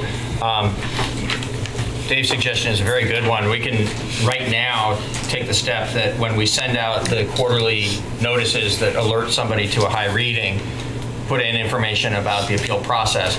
But even further than that, I think it's important that we're looking at an ordinance that's quite old. Later tonight, we actually have an item on the agenda regarding looking at that ordinance over the next year or so and adopting updates to it in the next year. And so as we go through that process, I think it's important for us to take a look at actually spelling out the appeal process more explicitly right within the ordinance so everybody can see it. Thanks for those points. Does anyone else on the board have any? Yeah, one last thing I want to say quickly. So most people up here, you've kind of said like why you feel you need to vote a certain way. And so I'm going to say that I'm going to vote, however it's worded, which I don't remember. I'm going to vote in their favor. And the reason for that is because I failed to see why we would have a grievance/abatement process if what we just said is we're never going to approve it because it's not fair. To me, the point of a grievance process is that if somebody makes a good case and makes a grievance, that sometimes we see the gray area, not just black and white. Otherwise, why don't we just say there is no grievance process, just pay your bill? I agree with that. Yeah. Makes sense. Are there any comments from the public on this? Yes, come on up. Ricky? So I was curious if it is relevant to if there was any examining the main municipal plumbing blueprints to see if those lines could have been leaking because apparently there are some pipes that are over 130 years old here, and if that could have contributed to that water.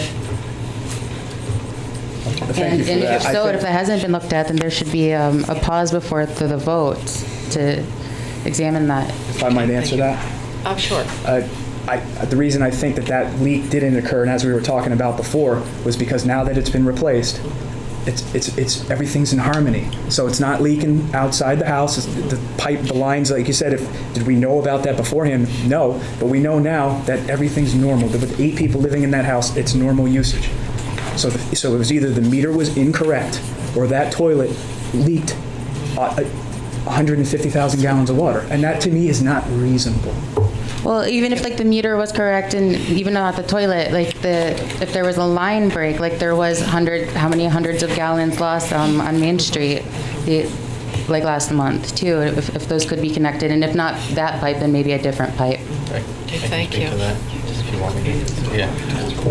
Okay. Okay, thank you. Are we ready for a motion? Who would like to make a motion? I move that we uphold the decision of the Public Works Department to require full payment of the most recent utility bill for 118 High Street. No, did you want to say something about waiving the late fee? Or do you want to do that I think separately? that Peter's said that we're pretty much going to do it. I don't know that we have to. No, actually, you should direct us if you want us to waive the penalty and late fee. In addition, I move to direct staff to include a description of the appeal process with any callback notice. And waive the penalty and late fee. Well, I want to be able to vote yes on that. Or not. Can I do a separate motion for that? Okay. Oh, so David's not doing waive penalty You and do the late waive. fee? I'll do the waive. Okay, so right now we have a motion to uphold the decision of the Public Works Department to require full payment of the most recent utility bill for 118 High Street and include And direct procedural- staff to include description of the appeal process. In future callback notices. Okay, so we all clear on what we're doing? All those in favor of that motion, please say aye. Aye. Aye. Raise your hand, aye. All those opposed? Aye. Motion carries 3-2. Well, you can't. Do it. I'm against it. Yeah. If the pipes aren't proven to not Thanks, be a part Ricky. of it, the main. Ricky, you're heard, but you're not part We of the gotcha. board. So, motion carries 3-2. So- And Brandy wants to make a motion now. I'll make a motion to, You want to make a motion? to waive the late fee and penalty for the bill in discussion. On 118. On 118 High Street. Brandy has made a motion to waive the late fee and penalty fee for the most recent utility bill for 118 High Street. All those in favor, please say aye. Aye. Anyone opposed? Motion carries 4-1. Thank you. Thank you. Thank you. And thanks for being good landlords. That won't stop. I live right around, we were neighbors. I live right around the corner. We appreciate it. Next up is the Hinsdale Bridge project, and it's an engineering agreement for the final design of the water and sewer improvements, and Steve Barrett is going to tell us what this is about. Good evening. In your packets, I've attached the engineering agreement from Dufresne Group for final design of water and sewer improvements on Vernon Road, as required for the construction of the new Hinsdale Bridge. The new bridge will be located approximately 1,000 feet downstream from the current location, and that's going to require upgrading the utilities on Vernon Road. In September of 2018, the Select Board approved an agreement with the state of Vermont to reimburse the town of Brattleboro for the relocation of water and sewer mains, which is estimated to cost $700,000. Dufresne final engineering design agreement will also include the state reimbursement. Public Works Department recommends approval of the Dufresne Group engineering agreement for $18,500 for final design of the water and sewer improvements on Vernon Street as part of the Hinsdale Bridge. Thank you. Does anybody have any questions? I have one or two. Hey, Steve, what's the timing of this thing, since we don't know for 100% sure about the Hinsdale Bridge being, when it's going to This will happen when they start the bridge project. My understanding is they'll start on the New Hampshire side, and then they'll come over to the Vermont side. And then when they start to work on Vernon Road and bring the elevation up, at that time, the water main work will be done.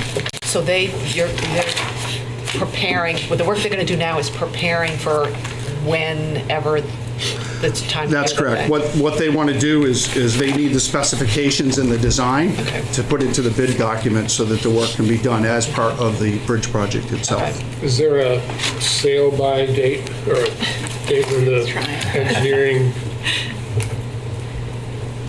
when the engineering work expires, we have to get it done again? At a higher rate? No. No. Because what if they don't? This work will get done probably soon, within the next few months, and then it'll be passed right over to the New Hampshire Department of Transportation. A couple of months, but it doesn't look any different over there. It doesn't. Making a lot of progress. I think we've made a lot of progress in the last couple of years. I don't think that's Just to be clear, I just want to make sure that nobody misunderstood. So the engineering work is going to be done over the next couple of months. It's then going to get folded into the ongoing engineering work and planning for the project. The construction is not likely to begin for another couple of years. We'll wait till we start to see that bridge come towards us. That's right. Does anyone else on the board have any questions? No, straightforward. Can I just say this is really exciting? Another I'm not step. excited yet. Don't hold your breath. I mean, we're happy for Steve, but I'm not excited. Okay, we'll someday be excited. Anybody in the public have any comments or questions? Ricky? I'm curious if any of the articles under the water and sewage agenda for today are going to include state or municipal water certification to tenants and facilities. Not tonight. When? We don't know yet. We put that on the list from the last, I think it was the last meeting you mentioned that, and we have it on our agenda for future. Why isn't that being prioritized? Well, it's going to be, there's a new select board coming in, so in a month or so, well, that'll be on the agenda. Because every day, I would consider this to be a crisis. The risk and hazard of people being exposed to over FDA levels of contaminants and contagions, because I tested the water with an independent test. I couldn't even afford it, but it was donated to me, and my water was over FDA levels for mercury and phosphate. And so I'm really concerned about the public health safety, and that should be addressed immediately as soon as possible. Yeah, and it's on the town manager's list to pass on to the next select board. So. Is there a hesitancy to not address it sooner because you have confidence that you have clean water and your water is safe to drink here? We have full confidence. Right. It's tested regularly, and it always gets a really high grade. Yeah. Oh, where you live and in this building? No, as it comes into the system. Yeah. If there's a main break, we ask people to boil water, but the water that comes into the system is, every time it's been measured and rated, which is regular. And Only from representative facilities. That doesn't include people with facilities that are not as well maintained because they don't have the funding to. Okay. So there are a lot of people at risk and exposure, and they need to be prioritized as soon as possible. Well, piggybacking onto her point, I'm going to slide you guys some information because there's a resident who's concerned, but same information, and I know it's for the new select board, so I'm waiting until I can pass that on. I will remember. Please do. I will. I'll make sure.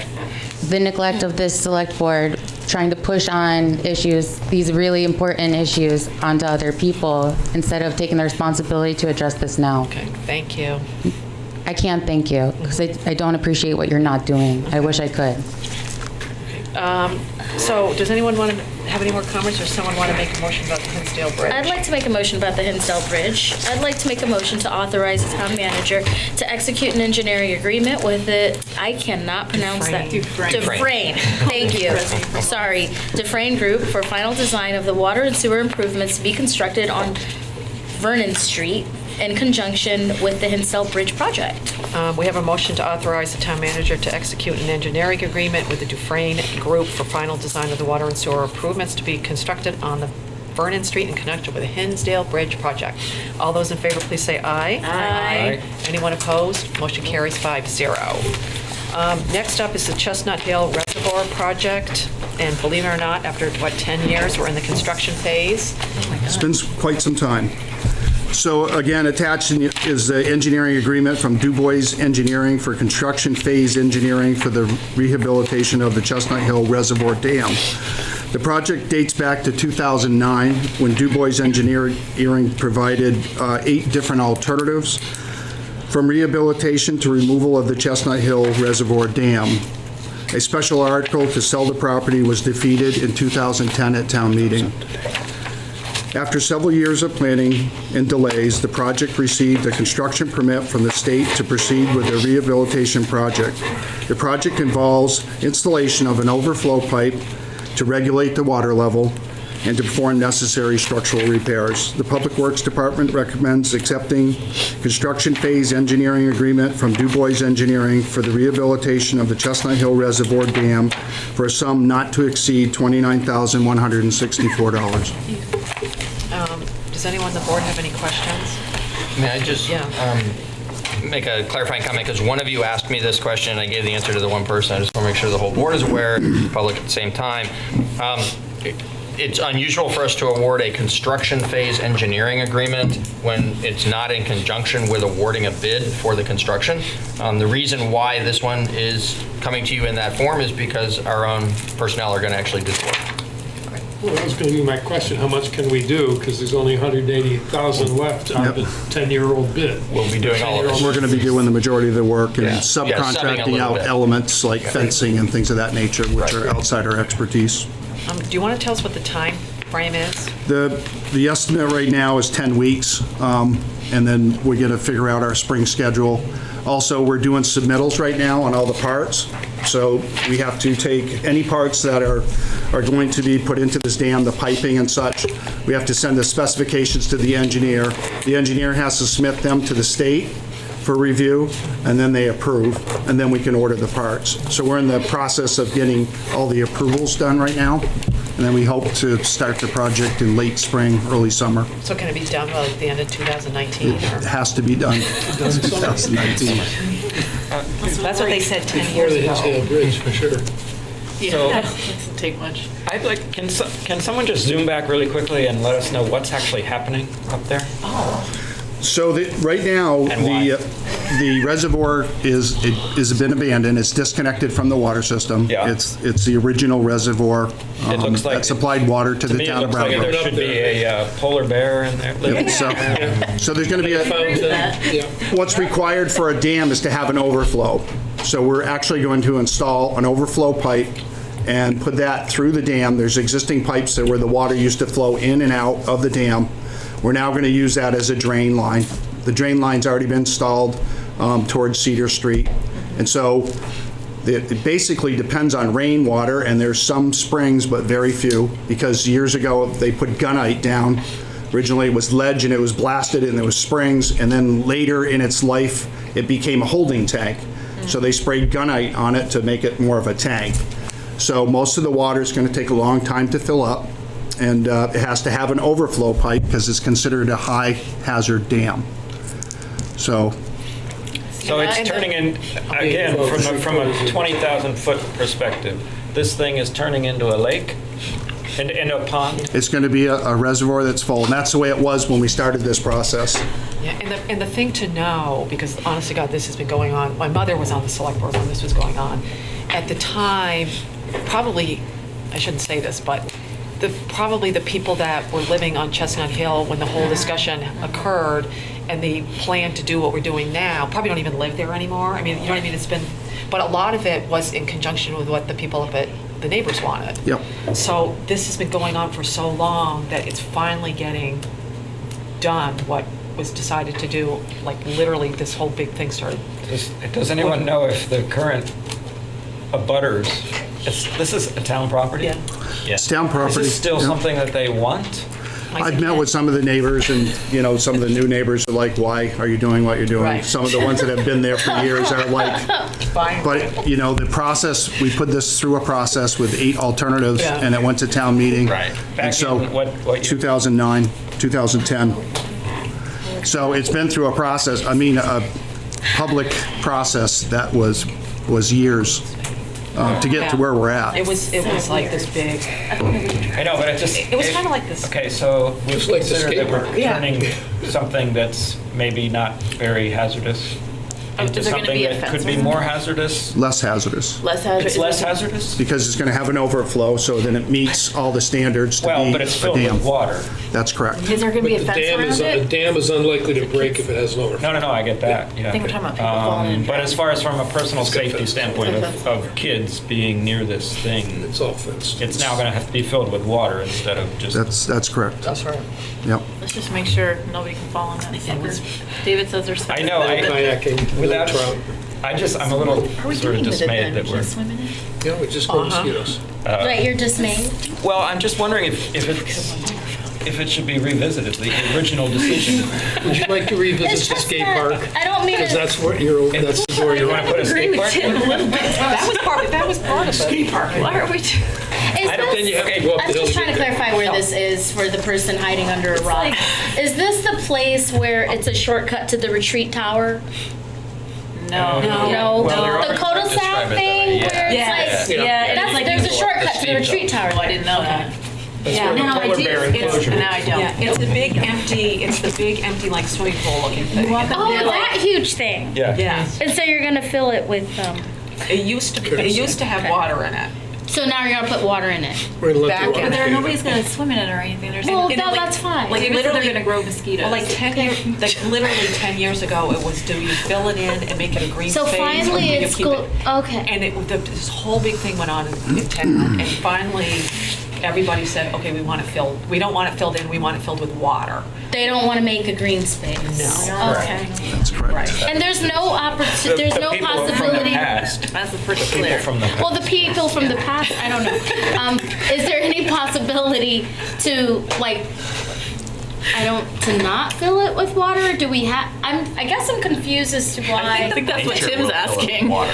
Right from 10 years ago. Yeah. Why are? Isn't it gun night? Can So- can someone? Yeah, so I think there's a fairly debatable question about whether spending public utility money on this project is a good use of that money, but we are indeed implementing direction that was provided by the community through town meeting in 2009. It's taken a while to get here because it's been a very complicated project to engineer and get state approval for. Now we're ready to go forward with this thing, and yes, the passage of time makes it awkward, but it's the only way to steer this to a different outcome would be to postpone.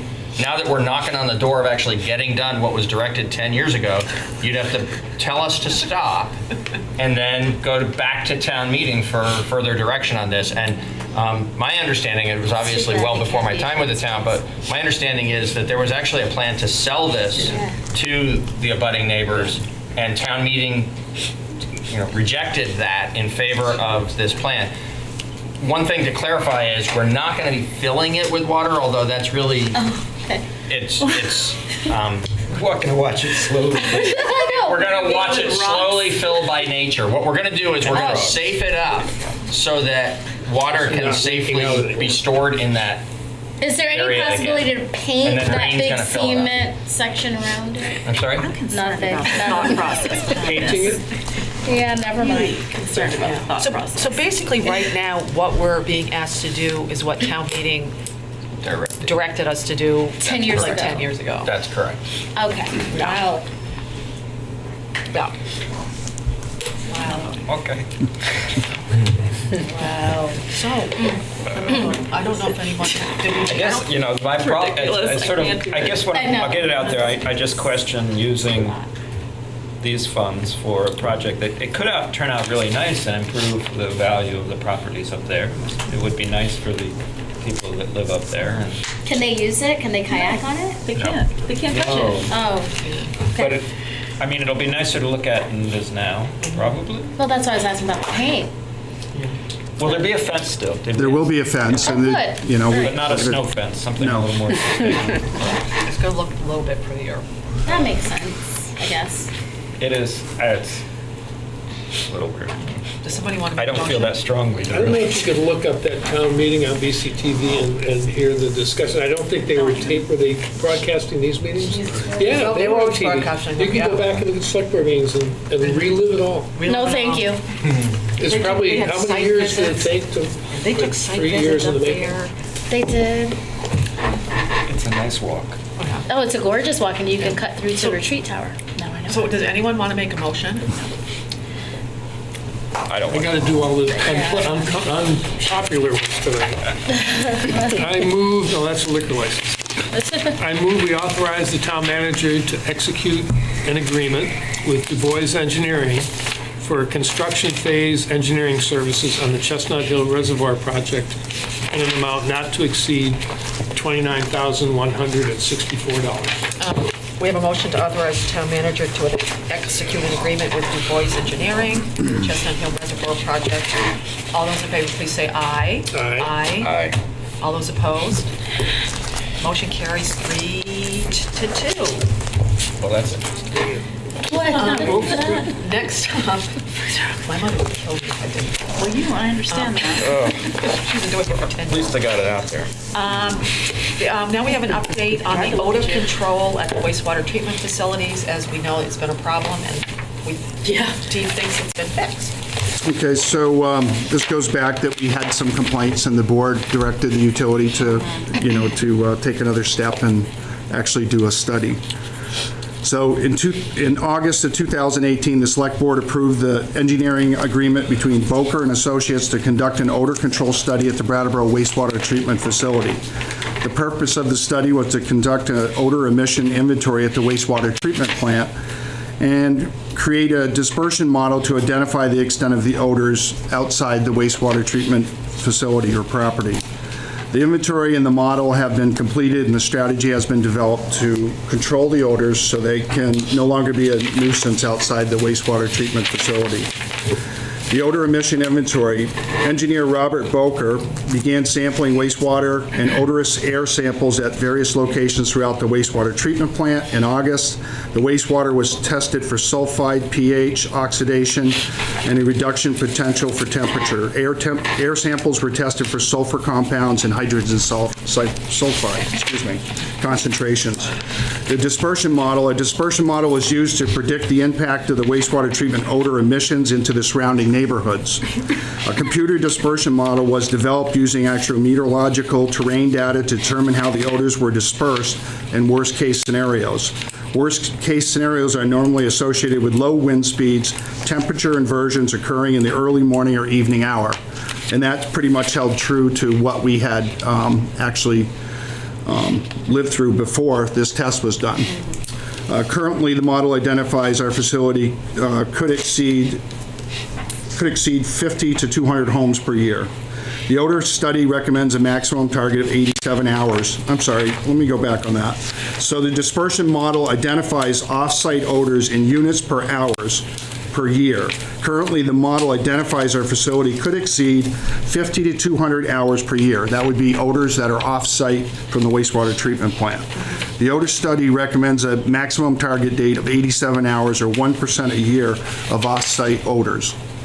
The odor control study identified the open storage tank of anaerobically digested sludge as the largest source of the odors.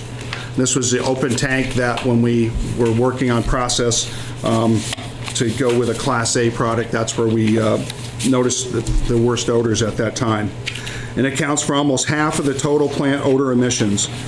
Installation of a cover could reduce offset odors to less than 1% a year. The primary clarifier accounts for 25% of the total plant odor emissions. Evaluating operation and chemical strategies are recommended to reduce the odors. And as you recall, we were doing some chemical strategies prior to this test, which were rather successful at that time.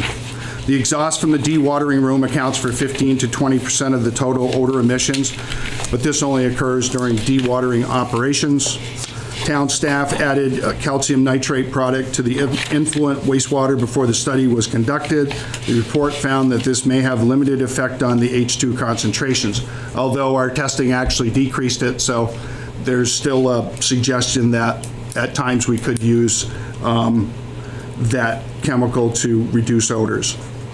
The concentrations in the RBC splitter box, but the impact of higher doses should be investigated. Estimated cost for improvements. One capital improvement recommended is to install aluminum cover over the digested sludge tank to contain odors, and it's estimated at $177,600. Staff will recommend including the digested sludge tank cover and additional odor control operating expenditures, all as provided in the Boker Associates wastewater treatment odor study in the upcoming utilities budget. So we're not being asked to do anything tonight. This will all come back in April? That's correct. Steve, you mentioned the upcoming utilities budget. Does that mean next year? Or the It means we need to upcoming- pass a utilities budget between now and July 1st. Oh, okay, gotcha. So we're in the current budget. Right, so you're gonna add and so we would add this to the capital. Okay. And the other quick question, how often do they recommend that the Headworks odor control activated carbon media get replaced? We're going to have to take a deeper dive in that. Okay, And, I just wondering whether there wasn't a number. There isn't a number at this point. Thanks. I have like what might be a really dumb question, but I don't know anything about this. Why doesn't it come with a top, like we have to buy now a top? Why doesn't it come with a top? It's a good question, because when we started the process, you're actually heating the waste and then putting it in, it goes through a certain amount of time in the digesters and it heats it. And when it was put into this open container, by then there shouldn't have been any odors. We've been unable to operate it to make Class A sludge, because when we heated it, that caused so many odors that we haven't continued doing that process. So in a perfect world, if we could produce the Class A sludge and heat it without odors associated with heating the material, once it got to the storage tank, there wouldn't be any odors. So it's really a process. If the process that we had put in worked in a perfect world, we wouldn't have to put a cover on it. But obviously, if they make covers, it means that it's not perfect all the time. Because they're not doing like a special order cover for us, right? Yeah, they would. Oh, they would? Yeah, Okay. they would custom make a cover for that, which is pretty common in the industry. Well, why don't they sell, maybe this is a stupid question. Yeah, why doesn't it come with a cover in the industry or? It didn't because of the process that we had hoped to operate. okay. And so the way we're operating, we're doing a Class A sludge right now, a Class B, I'm sorry. So that emits a certain amount of odors when it's in this holding tank. If we had got to the point where we could do a Class A, then we wouldn't need it. Now, did we think when we built the plant, did we think it was going to be a Class A, but it's turned out to be a Class B? Yeah, I think really the thought process is that we would have more energy, more methane, more increased flows. But what's happened is the wastewater treatment and the water, our consumption goes down. As the rates go up, the consumption goes down.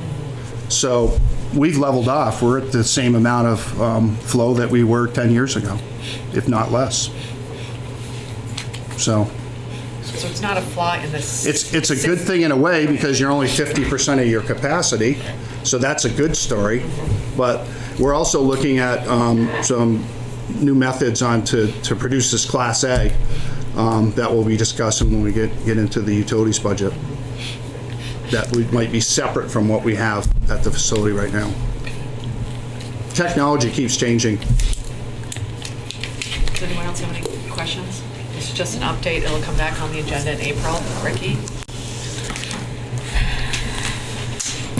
I'm hoping maybe I misheard. Would you clarify, was the area that was being tested and studied, was this outside the retreat, that water? No, this is the wastewater treatment plant on Vernon Road, so this is the wastewater plant itself. Okay, is there any concern when you said that there would be an aluminum cover, that the aluminum is a known leaching material, that aluminum would leach into it? No. It's sewage. Yeah, it's not water that we drink. I know, but like, is there any concern that aluminum would be going into the sewage? Because where does the sewage go after it's processed? It goes, we put it back into the environment, and so that would be an environmental hazard. I just think that the materials we use are very important. It's held in a concrete tank, and the cover is merely to prevent odors from coming out. It doesn't touch the product itself or leach into it. I imagine that the heat from the sewage would end up getting leached aluminum into it. So just a non-leaching material is really important. Yeah. Thank you. All right, next up is another wastewater treatment plant update on the energy efficiency. So, energy efficiency, in May of 2017, the Select Board authorized acceptance of the attached scope of work from Process Energy Services of Londonderry, New Hampshire, to perform an energy efficiency analysis audit of the town's wastewater treatment plant on Vernon Road. The cost of the proposal was $12,900. Department of Public Works is working with Efficiency Vermont for reimbursement for some or all of the costs. The purpose of the study was to conduct an audit of the energy use at the wastewater treatment plant, analyze and collect data, recommend for the future energy savings. This report has been completed and the results and recommendations summarized in this memo. The energy audit. Steve Bowles, president of Process Energy Services, visited the wastewater treatment plant and performed energy evaluations on many of the different portions of the treatment process, as well as building and environmental controls. He established benchmarks for existing energy use, identified additional potential energy-saving opportunities. Once the audit was completed, the data was compared to other treatment plants throughout New England, and energy conservation measures were prioritized based on the capital investment required. Operational measures for the fast payback and energy supply measures may reduce costs without reducing consumption. The results of the study showed that the Brattleboro Wastewater Treatment Plant, as currently being operated, is very efficient when compared to similar-sized facilities. Potential savings could come with equipment operational changes. These suggestions change that include less frequently running of the grit removal system, shorter septic blower times, removal of the RBC from service when not needed, and decreased run times of the sludge holding tanks and mixer. Other suggestions include relamping the building lights with LED lighting and installing capacitors to bring the power factor up over 95% based on the GMC rate 65 rate schedule, which is a special schedule, and investing in solar power. Actions taken based on this audit. Prior to this audit, the wastewater treatment plant was being operated in a very energy conservative manner. The operation and runtime for most of the equipment had already been minimized based on the current conditions. The RBCs are the main secondary treatment, and the minimum required trains are operated. As a result of the audit, a change in the operation of the holding tank mixer was made. Now the mixer is being operated only when needed. This has reduced the runtime by approximately half savings, approximately 36,000 kilowatts per year. The town has added solar panel credits to the energy portfolio, which saved considerable dollars on the utility bills. The lighting at the wastewater treatment plant is being changed to LED lights and fixtures as the present bulbs need replacing. This will provide long-term payback with little initial costs. Additional savings are being realized through simple actions, ensuring that lights are off, unoccupied spaces, and keeping the heat set at lower temperatures. The Brattleboro wastewater treatment plant is being operated in a very efficient manner. Some suggested changes have been and are being implemented. Others deserve further study prior to implementation. Since many of the changes are minor, the savings will be small each month, but will be realized over the long term. That's my gig. You're comfortable in that chair tonight. It was quite a extensive study. I see. A lot of the things we had already taken measures. There wasn't really big large things that we thought maybe. So it does really show you that the plant was built with energy efficiency in mind, and so. Steve, the first sentence in the results, you talked the you compared the efficiency to similar sized facilities. Were they new facilities like ours that we compared it to? I don't know. He gave a comparison of about 6 or 8 different facilities, but I'm not sure about the dates on those. Sustainability officer look into that in a year or so.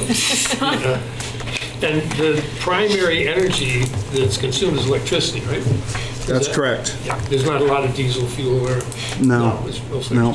And you mentioned investing in solar power. Do you have a plan for I don't think we can buy more credit. We can't get more credits from the waste district, can we? No, we can't for that project, and we should be extremely cautious about any other projects because of that factor where we can't sell 100%, right? Yeah. Or else we're going to not get the full credit back. And we're not. And since we keep becoming more and more efficient, we're okay. Well, I hope you'll keep an eye on that, because if there is a gap, then we want to put some panels down there. It'd be a good investment.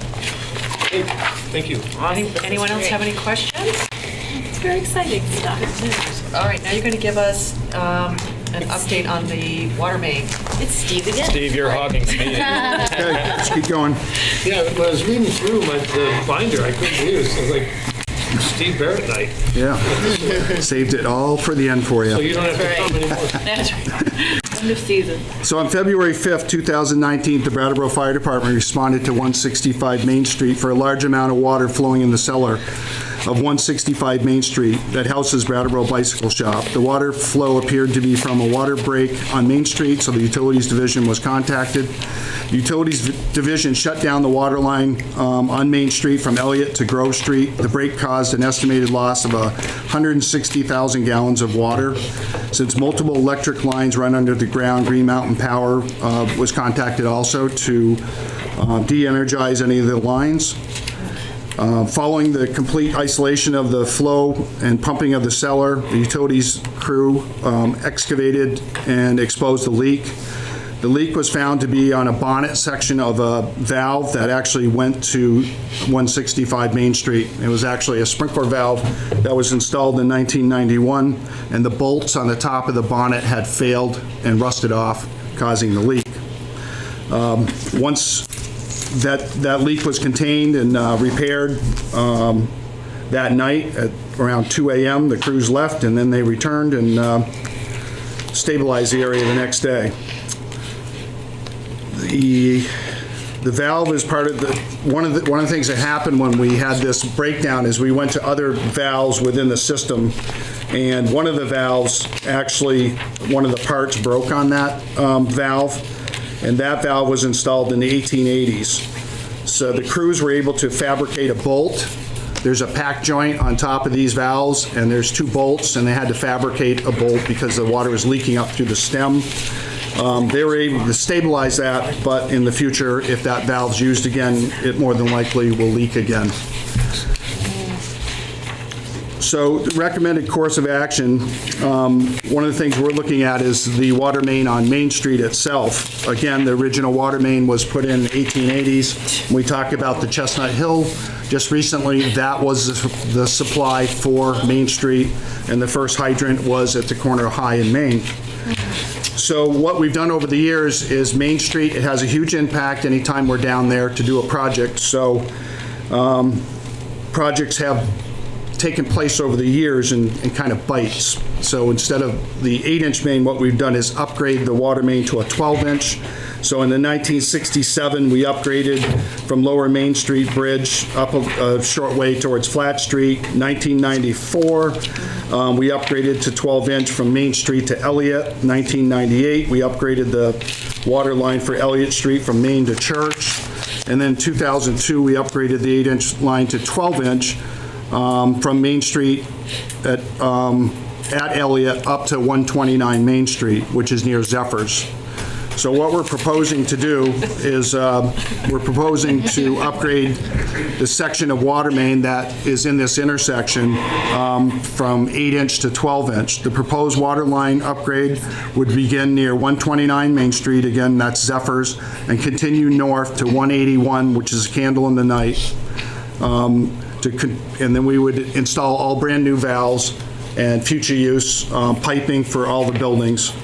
And so we've got an estimate from Dufresne Group for $5,500 to prepare final design and bid documents for the water main upgrade. Dufresne will also be able to provide a detailed estimate of costs for the upgrade along with a timeline for completion. DPW staff would like to expedite this project. We propose to go out to bid this month, and with the project starting in April and completion by the end of May, maybe even into June. The planned project would upgrade the water line on Main Street in the spring, has far less impact on the downtown district than the unexpected event that took place on February 5th, 2019, or during another event that maybe when we're having a parade or something. In 2010, the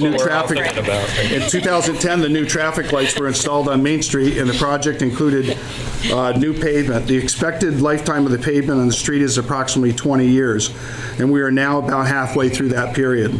If the water line replacement project were to occur in 2019, the roadway will be repaired in such a manner to allow it to settle and conform to the existing material during the remainder of the life of the 2010 work.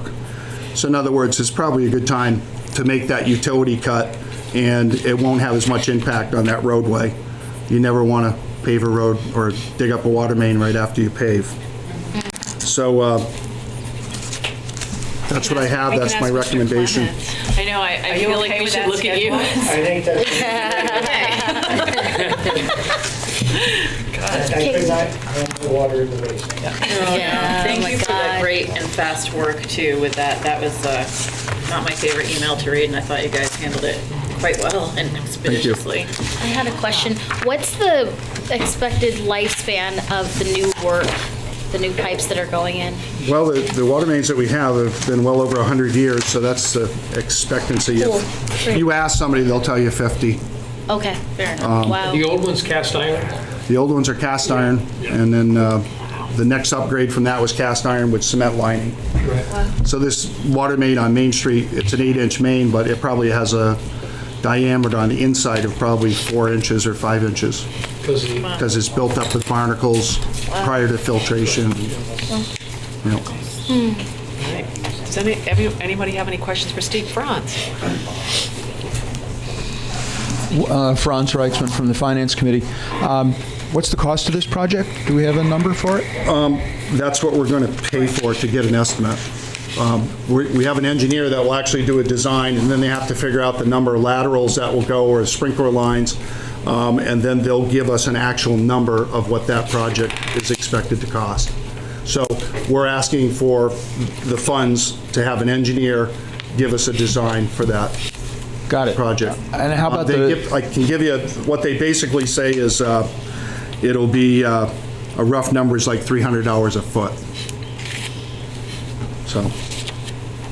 And how about the non-directly plumbing parts of it, like the road work, et cetera? Would there be a price tag for that as well? It'll all be included. Okay. It'll be to connect onto the existing main, to run a new main up to Candle in the Night, to chlorinate, disinfect, and test that line, and then to tie all the buildings on the east end of Main Street over to the new line, and then to physically dig up and disconnect the old main and abandon it.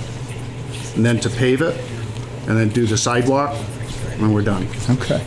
So there'll be no surface irregularities when they're finished? We're hoping is they'll just take it, they'll cut and mill it, so there'll be a patch there. But again, that's why, you know, we've gotten 10 years of life out of that roadway, so it's not unreasonable to do a utility project there now versus right after you pave the road or 5 years. So. Got it. Thank you. You're welcome. Any other questions? Ricky? So is there any town policy requiring every so many years that the main plumbing be checked or inspected for cracks or leaking to make and ensure an energy efficiency to prevent the crises of breaks? That's a question. Is there any policy? The system's evaluated. The select board support a capital plan to upgrade water mains throughout the system, and there's certain work that's done each year to improve the system. Also, there's leak testing that is done, and our system is on a SCADA system so that we can monitor the flows and compare it to the actual meter usage. So is there any ban preventing there to be over 100-year-old piping? Because that would be very helpful to make sure that it's inspected regularly and to replace all piping over, at least over 100 years old, if not less, if it's inspected and it needs to be done. And so you said that the new piping lining is going to have cement, and so is that ceramic, is it tested to have any leaching materials in it like aluminum or lead? Yes, it has no lead. There's no other materials. All the materials that we use have to be approved by the drinking water supply. But you see, there's a risk of contagion and contaminant exposure even to non-drinking water that's going to people's showers and bathtubs and their bathtub faucets. But there's not a It's the same difference, water. right? Because I drink out of the bathroom. I think It's it's the same water going into right? every source of water in the house comes from the same system. Correct. Thank you. Okay. And so I would appreciate in the design plan of when the sidewalks are going to be torn up to address the plumbing underneath, that when the sidewalks are repaved, to have don't cover the trees back up around, don't strangle them with cement all around their base like they are now. There needs to be at least a ridge of dirt and along each side of it. I think that there should be a continuous ridge so that the water can flow next to the sidewalks, and a mound, a heath around the bases too, and to have the tree board committee have an arborist designated to care for the trees, because when we want to think about long-term planning and of the town that we're living in, I want to see those trees grow and be vibrant and have the space to grow. Right now, they're just being strangled, and we need them to help with the smog that's occurring downtown, because the trees on the mountaintops, it's like, even though we're surrounded by trees there, we need the trees in downtown too. We need to protect them and give them the best vital conditions. Thank you. Any other questions? Seeing none, somebody want to make a motion? I'll make a motion. I'd like to make a motion to authorize town staff to expedite replacement of approximately 300 feet of water line between 129 Main Street and 181 Main Street, including new control valves as presented. We have a motion to authorize the town staff to expedite the replacement of approximately 300 feet of water line on Main Street. All those in favor, please say aye. Aye. Anyone opposed? Motion carries 5-0. Up next is a review of the water and sewer rates. That we're not going to decide anything tonight. This will not be until April or so. Right. But you want to have just tell us what you're thinking, and then it's up to the next select board to approve. Correct. What are you thinking? So, we talked with this board early in this select board's tenure last spring. We had conversations about water and sewer rates, and there had been a suggestion made at that time to take a year off from rate increases. Staff's recommendation at that time was we were entering into the final year of a 5-year ordinance that had been adopted consistent with a model that's run related to the expenses and the revenues of the system. And based on that model and the prior action of Select Board, we asked you to stick with that ordinance through its final year, with the expectation that about now we would be considering rates for the next cycle, the next 3 to 5 year ordinance.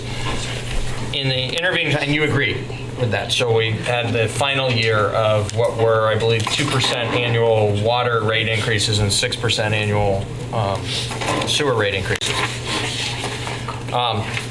In the intervening time, some of the work that we expected to be done in planning for the water treatment plant to be replaced or upgraded hasn't moved as quickly as we expected. There's some additional work that needs to be done there in order for us to fully understand the scope of what's going to be needed up at Pleasant Valley.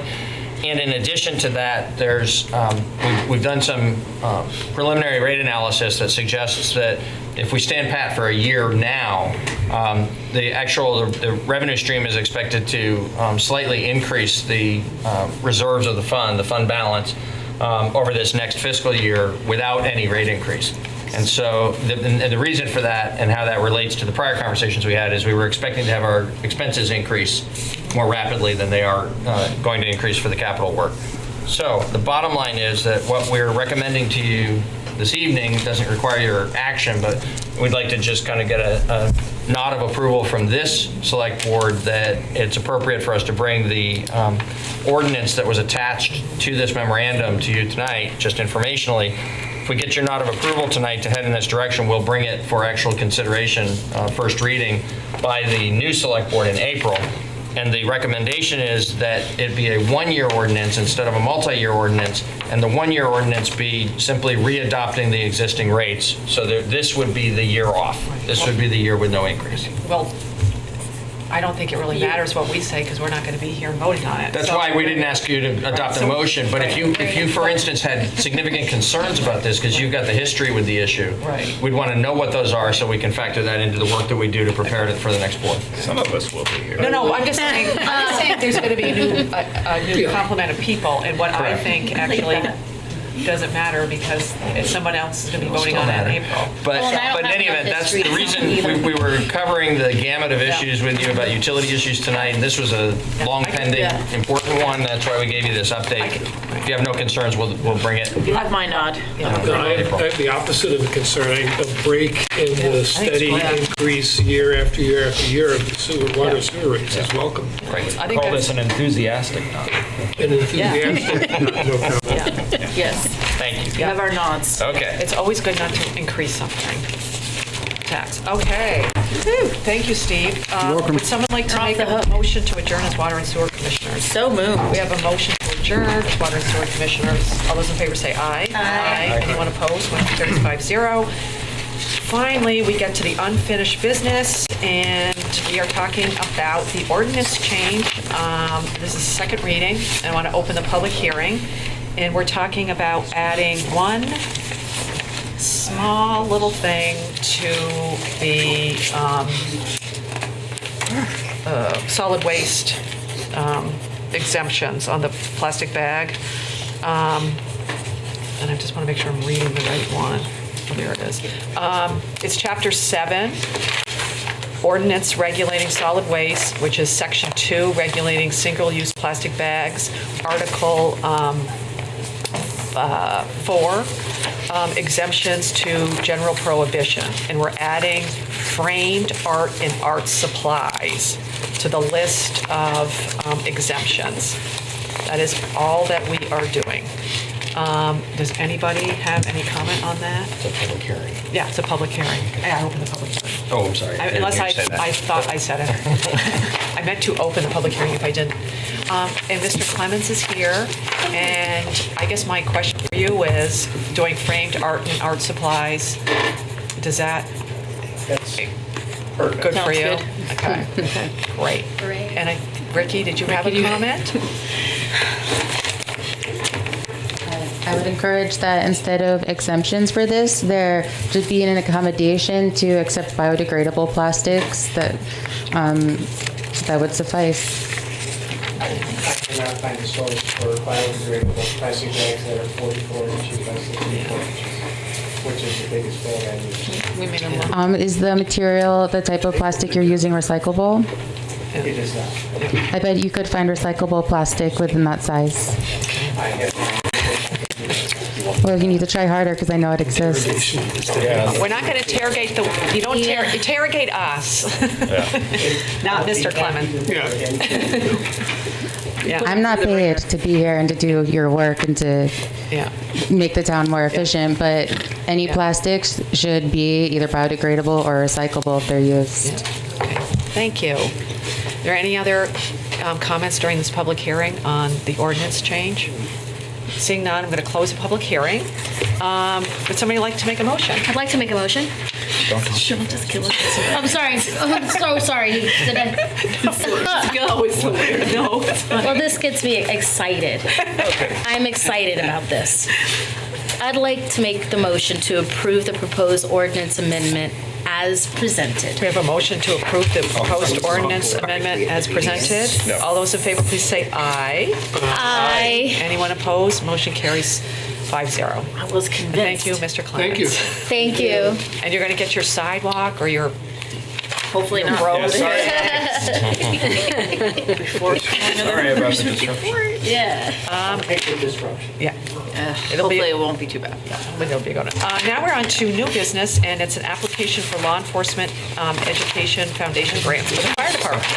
So this follows along to a grant that you authorized for us to apply for, and then we received it, and you authorized that we appropriate it last year, which was for ballistic vests for firefighters. It's a sad commentary on our society currently, but yet true that firefighters now need to be equipped with ballistic vests and ballistic helmets because of the situations where they are together with law enforcement officers going into active fire situations, active shooter situations. And so in order to be prepared, there's a lot of training that's gone on around that, particularly related to potential incidents at the schools, but it's applicable to other locations around town as well. And so the first part of this is to be the companion to last year's vest purchase, which was done 100% with those grant funds. This would be 10, that was 10 vests. This would be 10 helmets that would be 100% paid for with a $3,219 grant that we would like to apply for from the Law Enforcement Education Foundation. And then the second is an educational grant, which would provide 2 days of training for every firefighter in the Brattleboro Fire Department. Again, in sort of building on the training that's done throughout the year in various different ways between police and fire. This specifically would teach life-saving techniques and strategies for providing the best trauma care to victims of an active shooter incident. This is $19,700 worth of grant funds that would pay for hiring the trainer, paying the overtime expenses for the employees, and some incidental costs. Anyone have any questions about these two grants? I have a comment, which is if that educational grant wasn't available, I'd ask the town to pay for that right out of pocket. Frankly, that's really important. Really important. And my comment is not, is that there's no question that this is prudent training and prudent equipment. It is yet another example of our choice to ignore the causes of this need, the situation that gives rise to this need, and to not do anything about it, and let our elected officials not do anything about it either. The people with a history of violence still have easy access to weapons, and treatment programs for people with mental challenges are woefully inadequate, and we just refuse to recognize that and deal with it. So we wind up throwing money into equipment that hopefully we'll never have to use or training to. And then the next question, which is back to the original comments, are the rescue employees, can the rescue employees be included in this training? Yeah, I believe that they are. I'm sorry, I don't know that off the top of my head, and it might or might not be in our backup. Let me double check real quick. No, it's okay. Typically, when we do our locally organized trainings of this type, Rescue Inc. is involved with the fire department and the police department. Good. All right, does anybody else have any questions or comments about these two grants? We have one comment at this table. Oh, you guys do? Oh. Just in your motion where it says 10 ballistic vests, I think vest needs to be changed to helmets. Oh, my goodness. yeah. Thanks. Good catch. Vest includes what? My mistake. Needs to be changed to helmets. Helmets, Oh, not thank you. vests. Oh, yeah, picture helmet, Yeah. buy a vest. Very nice. Any other comments about this, Ricky?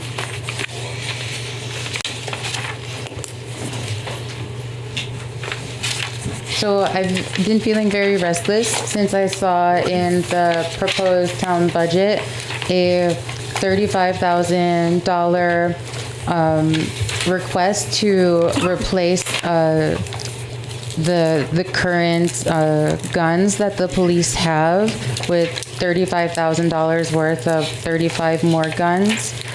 And overall, I'm just seeing over $1 million worth of investment into the police, and further militarizing them is I'm incredibly scared and terrified about. There are communities that do not arm their police with any lethal weapons, and that's the type of society and culture I would wish to be in, and one that would prioritize bias and discrimination training to the police force, and also require them to have a non-armed human social services worker with them too, to count as witness, to who can help their interactions, especially with between people with disabilities, who the police have a history of manipulating, exploiting, and being violent against. You know, I'm motioning for a lot of changes to these drafts, and not just concerning this. I would think that this is the one I'm the most concerned about, but I'm not seeing any influence over the motions people are making in response on the select board to this, and I'm really grieving that, because these are very valid concerns. Hey, Ricky, I want to address one of your concerns, and you might already know this, that we have a social worker, mental health social worker on the police. She's not required to be with police when they're out, and I think that all police on duty should have a social worker with them as witness to help, especially interactions with people with disabilities. Thank you for clarifying that. That's way too much responsibility to put on one person. I hear you. There needs to be a lot more investment into more employees with that if we're going to have police at all.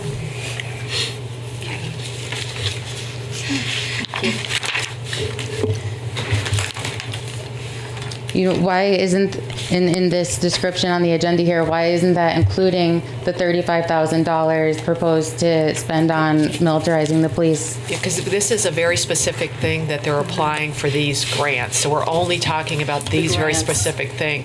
Anything we talk about, the budget is now going to town meeting. So we don't talk about, that's not under us anymore. So you'll have a chance on the 23rd, it'll come back up again, but it won't come up before then. Is there any answer to where those decommissioned guns would go to? What would happen to them? I don't have an answer. No. Who would? Well, we can ask the police chief. Yeah, and he'll be there. Yep. All right. Any more questions? Motion? I'll make a motion to authorize an application for a $3,219 equipment grant from the Law Enforcement Education Foundation for 10 ballistic helmets, and an application for a $19,700 education grant from the Law Enforcement Education Foundation for tactical combat casualty care. We have a motion to authorize the application for 2 grants from the Law Enforcement Education Foundation. All those in favor, please say aye. Aye. Anyone opposed? Motion carries 5-0. Our last order of business is to announce several town board vacancies, and we're going to list them off. And our intent is to make these appointments at the March 19th select board meeting, and the applications need to be into the town manager's office by noon on March 14th. And if you have any questions, you can call the town manager's office, or you can go online, and there's an online application. But with somebody, and there's one little thing, we're going to read that there vacancies on the Energy Committee. However, on March 19th, we're going to be taking up actually shrinking the Energy Committee. So as we'll list, there's vacancies now because we don't know obviously what we're going to do on March 19th. But we'll be asked to. We're asked to shrink it. Yep. So would anyone like to read the vacancies? Do you want me to read? That would be great. All right, so here are the vacancies on our committees. We have 10 vacancies on the Agriculture Advisory Board. We have 1 vacancy on the ADA Advisory Committee. We have 2 vacancies on the Arts Committee. We have 2 vacancies on Conservation Commission. We have, am I reading this right? 1 vacancy on the Design Review Committee, which is an alternate. 1 vacancy on the Development Review Board, and that's an alternate. 2 vacancies on the Energy Committee. 1 vacancy for an Energy Coordinator. 1 vacancy for the Inspector of Lumber, Shingles, and Wood. 2 vacancies on the Senior Solutions Advisory Council, and 1 vacancy for the Weir of Coal. Killing me. All right, so again, if you want to be on any of those committees, March 14th, and then we're going to make the appointments on March 19th. I have a question. Yes. So why would the numbers of the available seats be lessened, be shrunken? For the Energy Committee, they're asking us, I don't know how many they have. 9. They have 9 now, and they're never able to get a quorum because not enough people come. So I think what they're going to ask is if we can make it 7, so if there are 5 people there, or 4 people there, they can actually have a meeting. So they haven't been able to meet. I remember that now. So that's what we're going to talk about that more in depth next meeting. Okay, like I'm curious about the number of seats available for different committees, like for the public funds trustees. Like, why is there only a maximum of 3 people allowed on that? It's all set. Some of that is set out in the charter. You know, it's not. Is that most of it? I think is or. Many of them are in the charter. I'm not being able to recite that entire list by memory right now, but I can compare that to the charter if you'd like. Yeah. It's not something that we as a select board have decided this is how many people are going to be on the committees. We don't do it, it's not done randomly. How is the charter changed to include more seats? You would have to petition for next year. Yeah. Okay. All right. Would someone like to make a motion to adjourn? So moved. We have a motion to adjourn. All those in favor say aye. Aye. Anyone opposed? Motion carries 5-0. Thank you, On that one, everybody. Shonda. I had to be quick. I can read much faster than that, but I didn't. Anybody read? It says clock there. I get a reflection. Right.